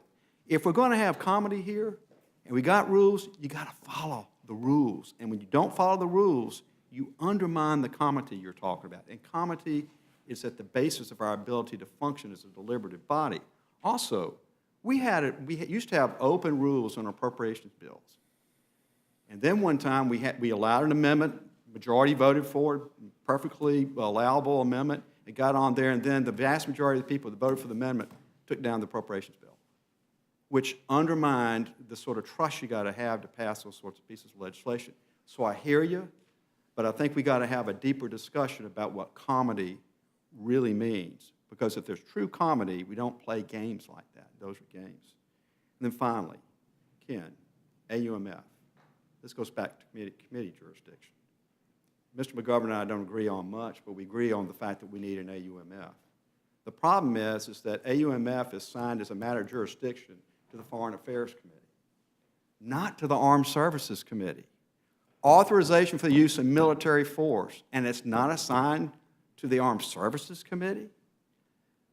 Part of our problem with not getting legislation before us the way it should be is that we got bills assigned to the wrong committees, and they get buried, as opposed to giving them to the committees that have the appropriate, that should have the common sense definition of the jurisdiction. And then those bills will get here. They may not get here in a way that you and I like. We may vote against them. That's okay. I mean, there's nothing wrong with voting against bills that you disagree with. But at least they get here. Otherwise, Mr. McGovern and I will continue to be very frustrated. I probably co-sponsored 3 or 4 of these AUMF bills, and they go nowhere because I think they're in the wrong committee. So I just suggest to you that part of the problem that you're bringing up is this committee jurisdiction issue. With that, I yield back. Gentleman yields back. Gentleman, Mr. McGovern. Yeah, well, thank you. I want to thank the panel. This has been very interesting. I appreciate your testimony. I think Mr. Byrne referred to, I think you were referring to the sit-in, right? Where the rules were, is that when you talked about rules being broken? No, sir. I was talking about when there was a sit-in on the floor of the House of Representatives. That was yeah, that's right. I said the I thought you sit-in. said Senate. No, sit-in. Okay. I'm hearing, you're speaking Massachusetts and I'm hearing Alabama. I'm sorry. But let me put that in a little bit of perspective as somebody who participated in the sit-in. I get it, but understand where we were coming from. And there's a big divide on issues of gun safety and gun control in this Congress, not just amongst Democrats and Republicans, but Democrats and some Republicans and Republicans. But the inability to bring anything to the floor, you know, like expanding background checks or whatever, and allowing there to be a debate and a vote. If you don't like it, then vote it down. That's perfectly fine. And that's the way this place is supposed to work. Whoever has the most votes prevails. But the inability to get anything to the floor for a debate and a vote, I mean, understand the frustration that built up. And, you know, I mean, we're hearing from constituents, as you too, like, why the hell aren't you doing anything? People are being massacred in this country. I mean, and again, we have differences of opinion on how we should address this issue, but it's a serious enough issue where there ought to have been, you can bring whatever you want. I mean, you know, the Republicans can bring their ideas, the Democrats can bring their ideas, and we battle it out and see where it goes. But that's what resulted in that. People just, you can only be shut out so many times before people take it to the next level. And I appreciate where you're coming from on that, because I know it was uncomfortable for the majority, but understand where it was for us. Mr. Biggs, I appreciate, you know, your ideas. We've been saying what you've been saying for a long time. You know, we ought to have, 3 days to look at this legislation. And we, every time the 3-day, rule is waived, we all yell, right? But you guys all vote for it, and on the floor, in the form of a rule. Not always, sir. Just saying. I know, I'm just saying. And that's a different issue, Mr. McGovern. Yeah, but I think you have in this Congress voted to do it, yeah.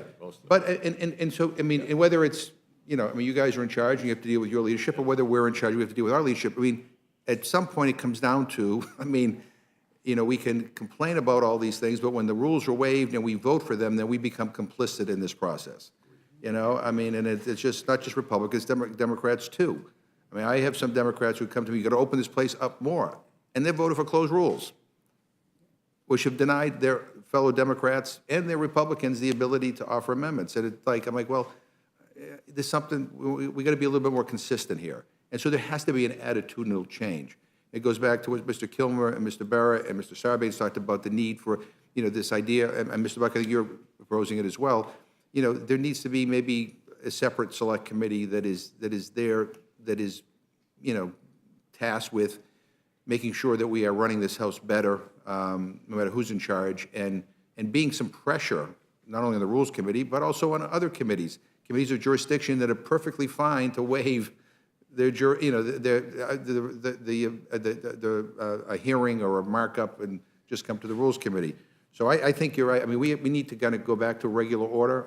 And on the referring bills, so I get it, because, I mean, if your bill is referred to 9 committees, that's like a nightmare.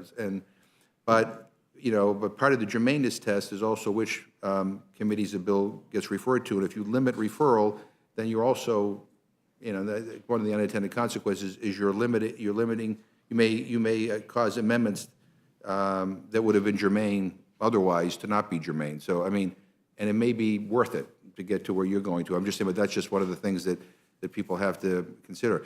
Mr. Rice, I'm with you on all that you suggested. And again, I'll go back to the point I made earlier. A rules package, is not set in cement, so it doesn't, it doesn't mean it can't be changed. And in light of what happened with our colleague, I mean, we should have come back now, and we should have adjusted the current rules now. That would have been a really strong signal, where we're coming from. And I get it; it's uneasy, and we're dealing with colleagues and friends and all this other kind of stuff.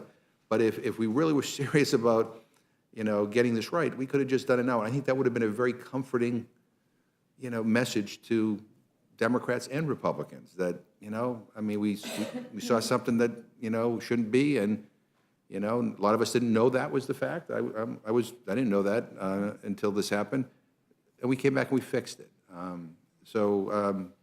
We should do that still. If not, it ought to be in the rules package when we come back, no matter who's in charge. And if other things that we don't know about happen like that, we ought to be able to not wait till the next, Congress. Ought to fix them as we go along, because it shows that then we're functioning. I mean, I can't believe I'm saying that. I agree with Mr. Buck, right? I mean, yeah. The wonder still happens. Yeah, no, I mean, but, and to Mr. Kilmer's point, and, you cannot put rules in place that will guarantee that we do all the things that we just said we're going to do. I mean, there has to be acceptance that we're going to go down this road. And I'm going to tell you, I've been having conversations within our caucus about what should be in the rules package, and I would just urge people, before people say, either take this or we're not, or against them. I mean, I think we got to be flexible here, and it needs to be addressed as a work in progress that goes beyond the first days of Congress. But I think, I think it is. I think we have to figure out how we create this climate where it becomes, that it becomes not, the people don't get too comfortable in breaking the rules, that it's no big deal. And I think we're kind of at that point. I mean, I think the general public is not at the edge of their seat saying, what's this rules package going to look like? On the other hand, I try to make the point to people that, procedure is essential to policy. If you can't read a bill, if you don't know what the hell's in a bill, if you can't amend a bill to get to there were a lot of bills that have come through here that I think with a couple of tweaks, I would have voted for them. But somebody made a decision that they don't want any, they don't want a bipartisan vote. I get it. We're all live in a political world, and it's, I got you here and I got you there. But I mean, I really want to go back to the days where most bills are bipartisan. And that doesn't mean that somebody who has an idea that, I want to defend the guy who, or the woman who has an idea that maybe there's only a handful of votes for. They have a right too. But on the other hand, I mean, I was here at a time when appropriations bills were usually pretty bipartisan. I mean, that was the norm. When major bills were bipartisan. That doesn't mean, I'm a liberal Democrat, as you know, but that doesn't mean I can't find. Hang on one second. Liberal Democrat. I was shocked by that. You were? Because you thought I was a moderate conservative. Well together. We understand that. I love it. Right. No, but that doesn't mean, I always tell people, you don't have to agree on everything to agree on something, right? And I think there's a lot of something that we could agree on. I mean, even people who are, way to the right. I mean, there are things that we can agree on. We make it very difficult here to be able to have those moments. And again, when I disagree with you, I want to fight you, right? And I want you to lose. But but that doesn't mean that we can't come together on certain things. And just the way this process is, it makes it very difficult to find those moments. So I think this is really helpful that we're doing this, and I hope it's more than just kind of therapy. That I mean, if you guys maintain control, I hope that some of these ideas are taken seriously and put into your rules package. And if we do, I think we have an obligation as well to be able to understand that we need to do things differently. Yeah. Take the mic, kid. If I could be asked to be dismissed from panel 1 or panel 2. In just one moment. Are you, Ms. McGovern, you yield back? I yield back. Do you have any questions, Mr. Bear? No. Mr. Chairman, do you have any questions, Mr. Bear? No, I want to thank Chairman Collins for having this meeting. This is something that we do on a regular basis, as there will be a new Congress, to not only talk about the things that we've seen, but also to come up with the ideas. I just want to say to each of you, your ideas do make sense. There should be a robust debate and opportunity, and then you play it out within the committees, and the committees are given those opportunities. And I will tell you, this is a place that it is hard to get straight and right. I would say to the gentlewoman, she wants to do something, or maybe do something related to people serving on boards. There was a consequence for serving on that board. Let's not act like we have to do something. There was a consequence. Seemingly right in front of us, a consequence. So let's not act like that was just swept under the rug. It wasn't. I would also tell you that if you want to practice law as a lawyer, you should give up your right to say whatever you want on the floor. Then you give up your right to represent people, which the Constitution gives you. So I think that there are some really compelling reasons why we may have some of the rules that we have. Whether we all agree or not is a different matter, but if you're a lawyer, you should represent in a court of law, but if you speak here, you have to do that as a congressman, member of Congress. So there are lots of things that are not always apparent to everybody about AUMF, about the bills that come here, about what one party takes up that another party is not interested in.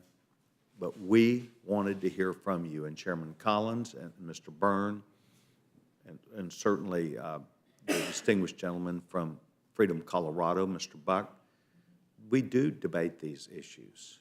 We debate them many times back here in another office, and they are difficult, and there's not always complete consensus.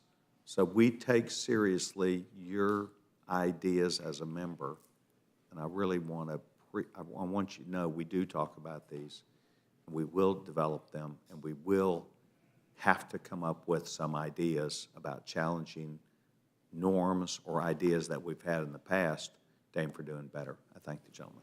Thank you, gentleman. And Ms. Barry, you are but Ms. Barry does have questions for the rest of the panel. Yeah, on the issue of committees and the number of committees, I too fell victim to that.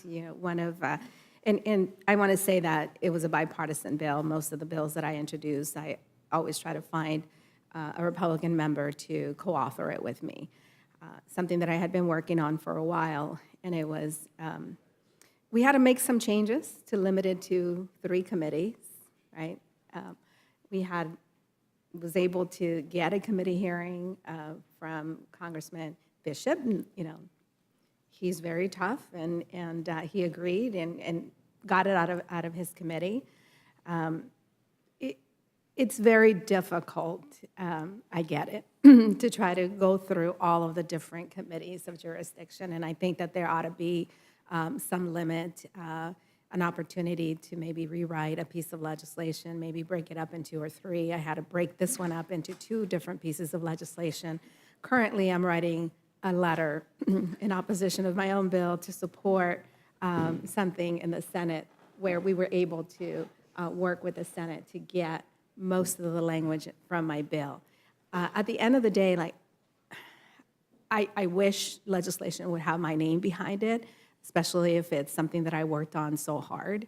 But many times as a minority member of Congress, that is not something that I can do, right?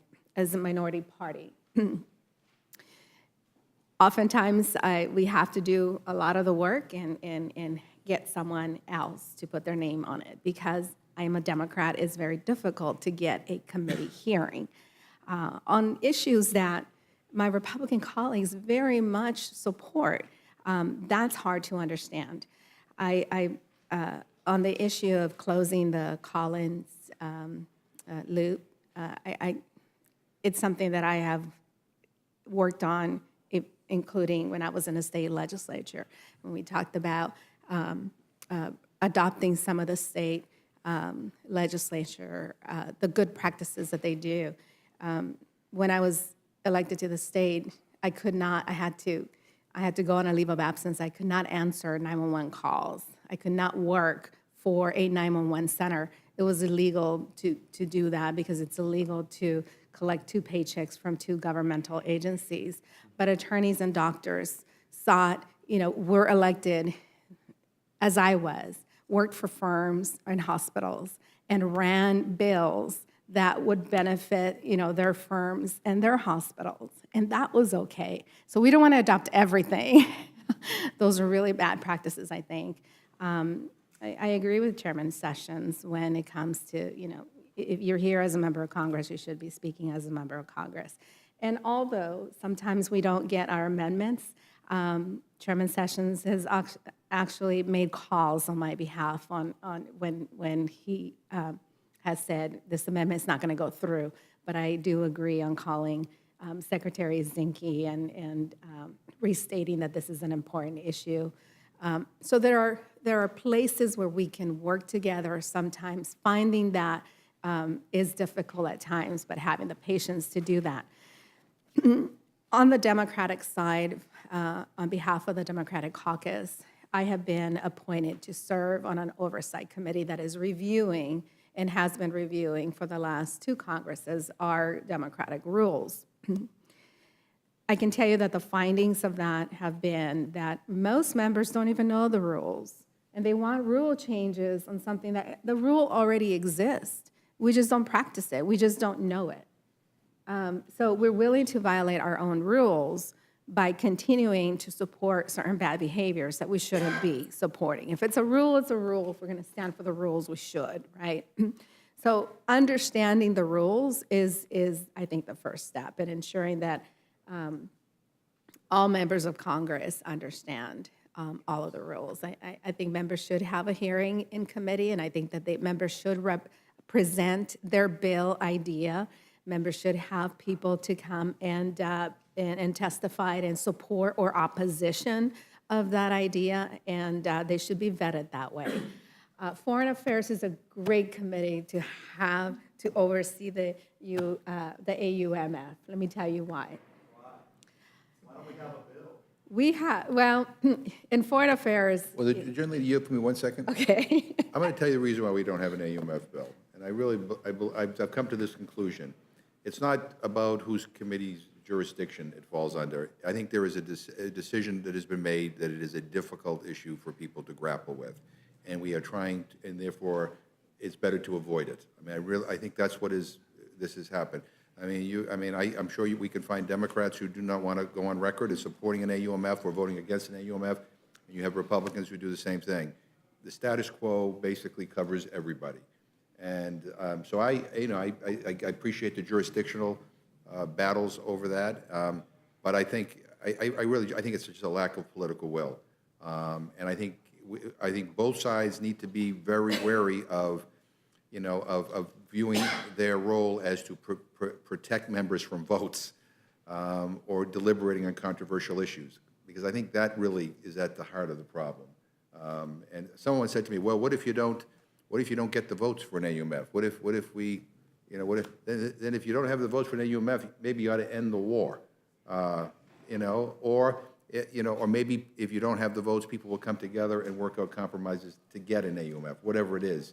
But anyway, I appreciate the gentlelady. One of the greatest demise of this Congress is that we are losing the chairman on Foreign Affairs Committee. He works really, really hard to work on a bipartisan way with Democrats. And it's unfortunate that he termed out of his chairmanship and not running for re-election. But I think that the work that comes out of the Foreign Affairs Committee is always bipartisan. And it's an agreement, between the ranking member and the chairman. And so if there's a place where we can get an AUMF done, it would be there. Unfortunately, I think it's more of a leadership problem. If I may, I absolutely assure you, if it was assigned to the Armed Services Committee, we would report out a bill, and it would be bipartisan. Now, whether it would be taken up here at the Rules Committee or not, I can't say. But I guarantee you, if it was assigned to our committee, we'd mark it up, and it'd be before the body in some fashion. Thank you to our panel, and yield back. Look, I'm probably as close to the epicenter of that as probably anybody, notwithstanding it was not my decision. But what I would say is we have civilian control of the military, and that is why it's in foreign affairs. No other questions. This panel is dismissed. Thank you for your input. Please leave any paperwork you have for the stenographer. We'd appreciate that. Third panel consists of the gentleman from Virginia, Mr. Griffith, the gentlelady from Oregon, Mr. Bonamici. So it's just Mr. Griffith. Ms. Bonamici had to leave? Okay. Okay. So the third panel is now commencing with the gentleman from Virginia, Mr. Griffith. Please feel free to tell us about your discussions and if you have anything. But Ms. Bonamici, are you going to be able to stay with us? Outstanding. Yeah, Do you have? Let me just ask you because if she's in a hurry to go. If you have a time constraint, if you would like to. Thank you, Mr. Chairman. I appreciate that very much, and I do have. I want to take the opportunity to thank the committee for having this opportunity to talk with you about suggested changes. And I have some written comments, but I'm actually going to just speak from experience. I'm glad I got to listen to the prior panel because, like many of you and people on the prior panel, I came from the state legislature. And I wanted to submit this change, and I'm doing so with this suggested change with Congressman Chris Stewart from Utah, who was at one point the chairman on the subcommittee on which I'm ranking. One of the things that we did in our state legislature is when I chaired a committee, I was in the majority. My vice chairman was a Republican. I'm a Democrat. We had regular meetings and talked about what was on the agenda. And although we didn't always agree, we could find ways to craft legislation together. But interestingly, what we did in the committee with seating is we staggered seating on the dais. And so we didn't have one side and another side. We weren't on sides. We had staggered seating. And I'll tell you a story. A former member of Congress from my state of Oregon, when she first started in Congress, went back home and said, oh my gosh, you wouldn't believe what happened to me. I walked into the committee and everyone was staring at me. And I said, I knew I was in the right committee. And I said, what did I do wrong? And they said, well, you went in the Republicans' door and you're a Democrat. She said, what are you talking about? And I tell this story back home and people think I'm kidding, that the Democrats have one door, the Republicans have one door, the Democrats sit on one side, the Republicans sit on another side. So the amendment that Mr. Stewart and I are submitting would make it not mandatory, but optional for the committee to have staggered seating on the dais. And it does send a message and makes a difference. When we're sitting together, we're off the campaign trail in the Capitol to be working together to craft legislation. So it's not a requirement, it would be an option, but I want everyone to think about it who is chairing a committee because it really does make a difference to send that message that we're not on sides anymore, we're working together. And of course, the question order could stay the same, none of that changes. I'm not at this time suggesting that we change the Democrats go in one door and Republicans go in another. We also had nonpartisan committee staff, which made a difference too. I'm not suggesting that change at this point in time. However, when I travel around Northwest Oregon, if I'm in Portland or if I'm in some of my rural communities, one thing I hear again and again is, can't you work together? And this is a simple step, optional step that would make a big difference in sending a message to the public that that's in fact what we are here to do. So thank you for considering. And again, my apologies. I'm happy to answer questions, whether it be now or later. If we can, and I understand that, and we'll ask several questions, I appreciate it. We had sort of open seating at committee hearings in Georgia as we got there. Mr. Byrne, do you have any questions? No. Ms. Money, any questions? Yeah, so I think the rules already allow for this. And maybe this is an educational issue, Yes. or maybe we just need to get one of the committee chair to say, I'm going to do this. So but I don't think it's a bad idea. I mean, you have better candy on your side than we do on our side. So I mean, You're always welcome. but I mean, the deal is. But I think I appreciate the point, and I think it's a good idea. And Thank you. And just to clarify, Mr. McGovern, it's my understanding it's not prohibited by the rules, but this would clarify that it is an option. Yeah. Okay. That staggered seating is Appreciate an it. option. Thank you. Ms. Torres, any questions? Okay, super. Again, I think another thing we've just come up here is we're finding that we're discussing things that are already either in the rules or others that we just don't deal with, and that was a great point a few minutes ago about that. And this would clarify that it could be considered. And thank you. And I do request the to be excused because I do have thank you very much, and thank you for considering.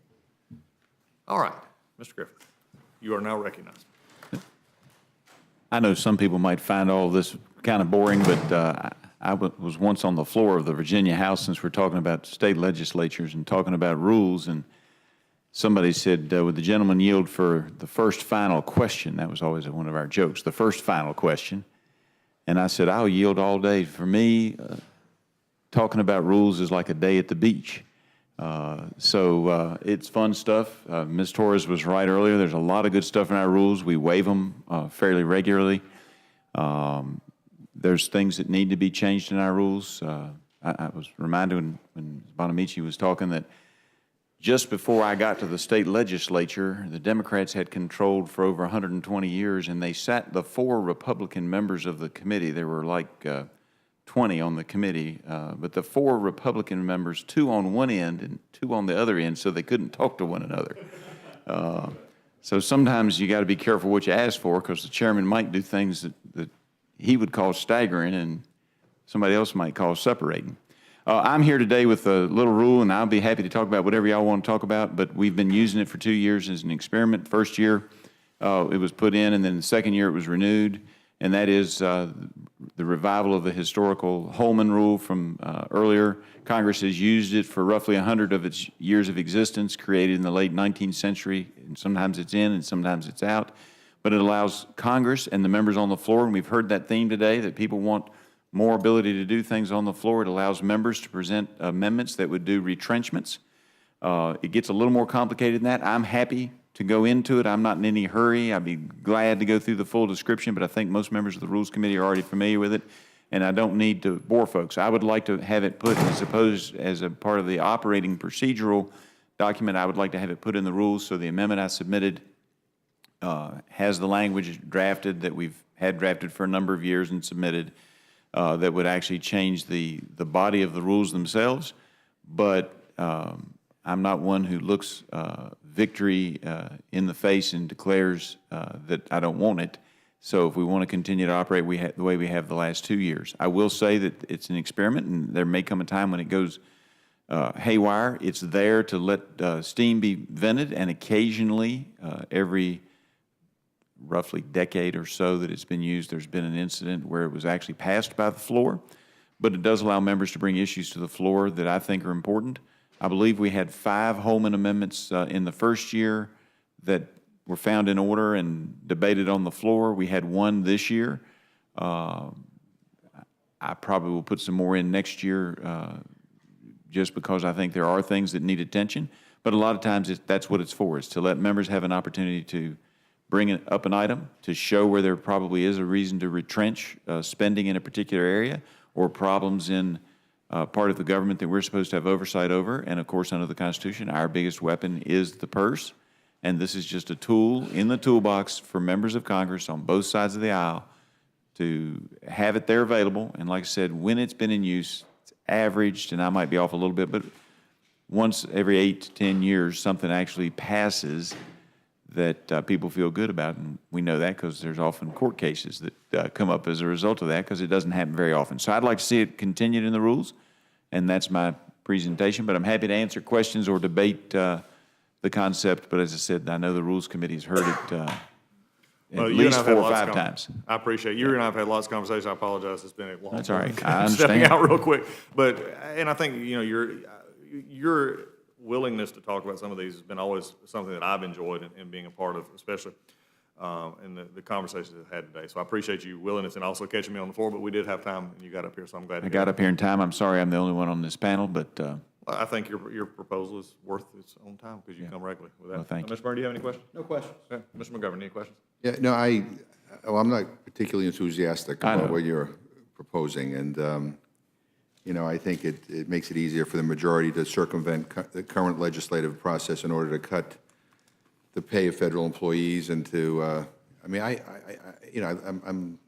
looking at what the president just did, talking about freezing their pay. I look at people who work for the federal government as, public servants who do a great job, and we use them as a punching bag. And I don't think we should circumvent the legislative process. And I think our workers deserve better. And I understand where you're coming from, but I just have a different point of view.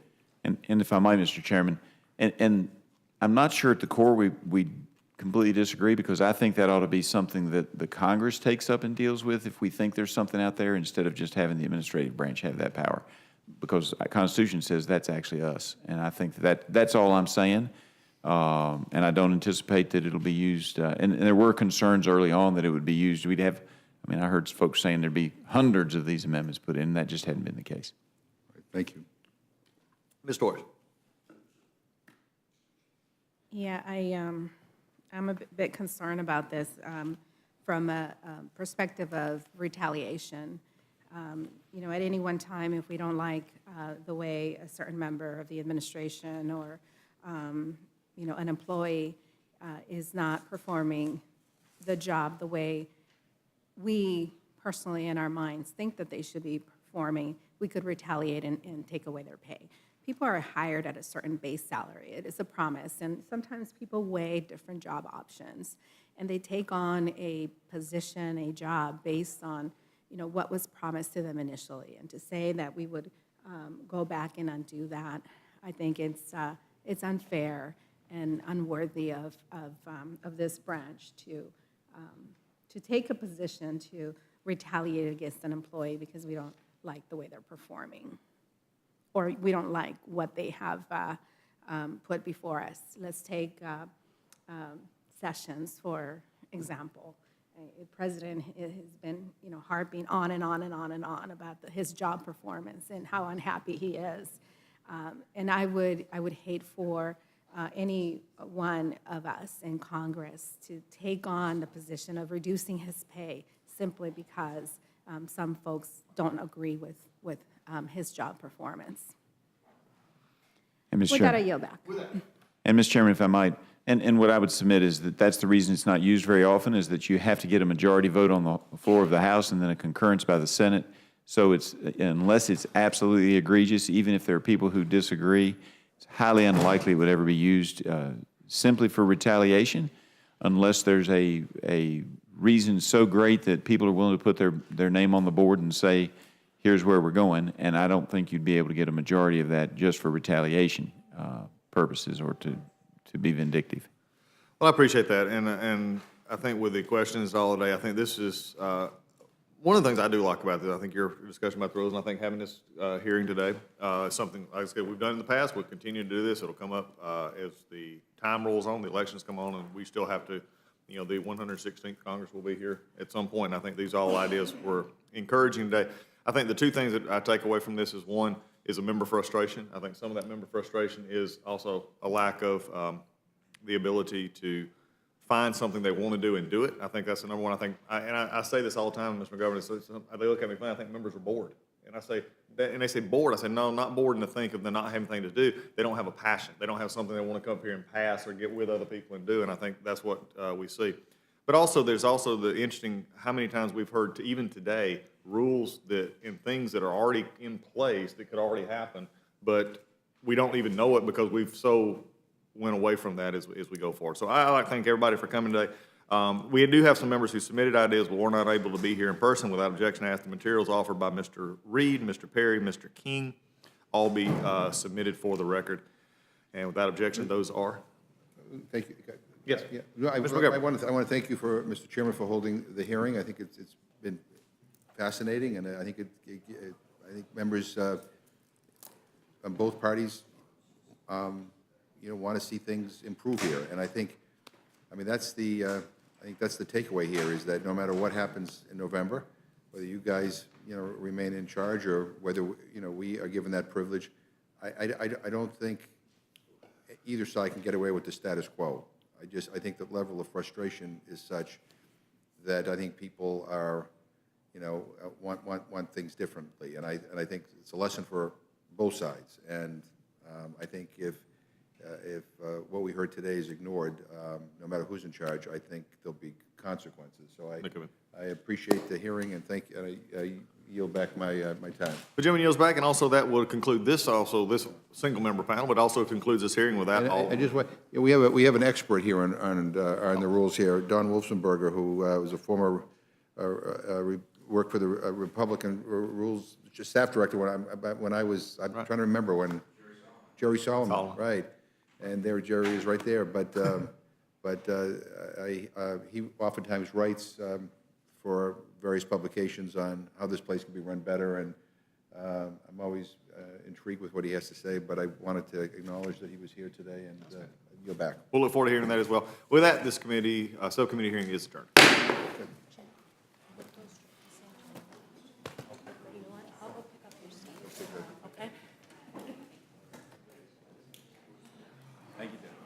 Thanks for being here.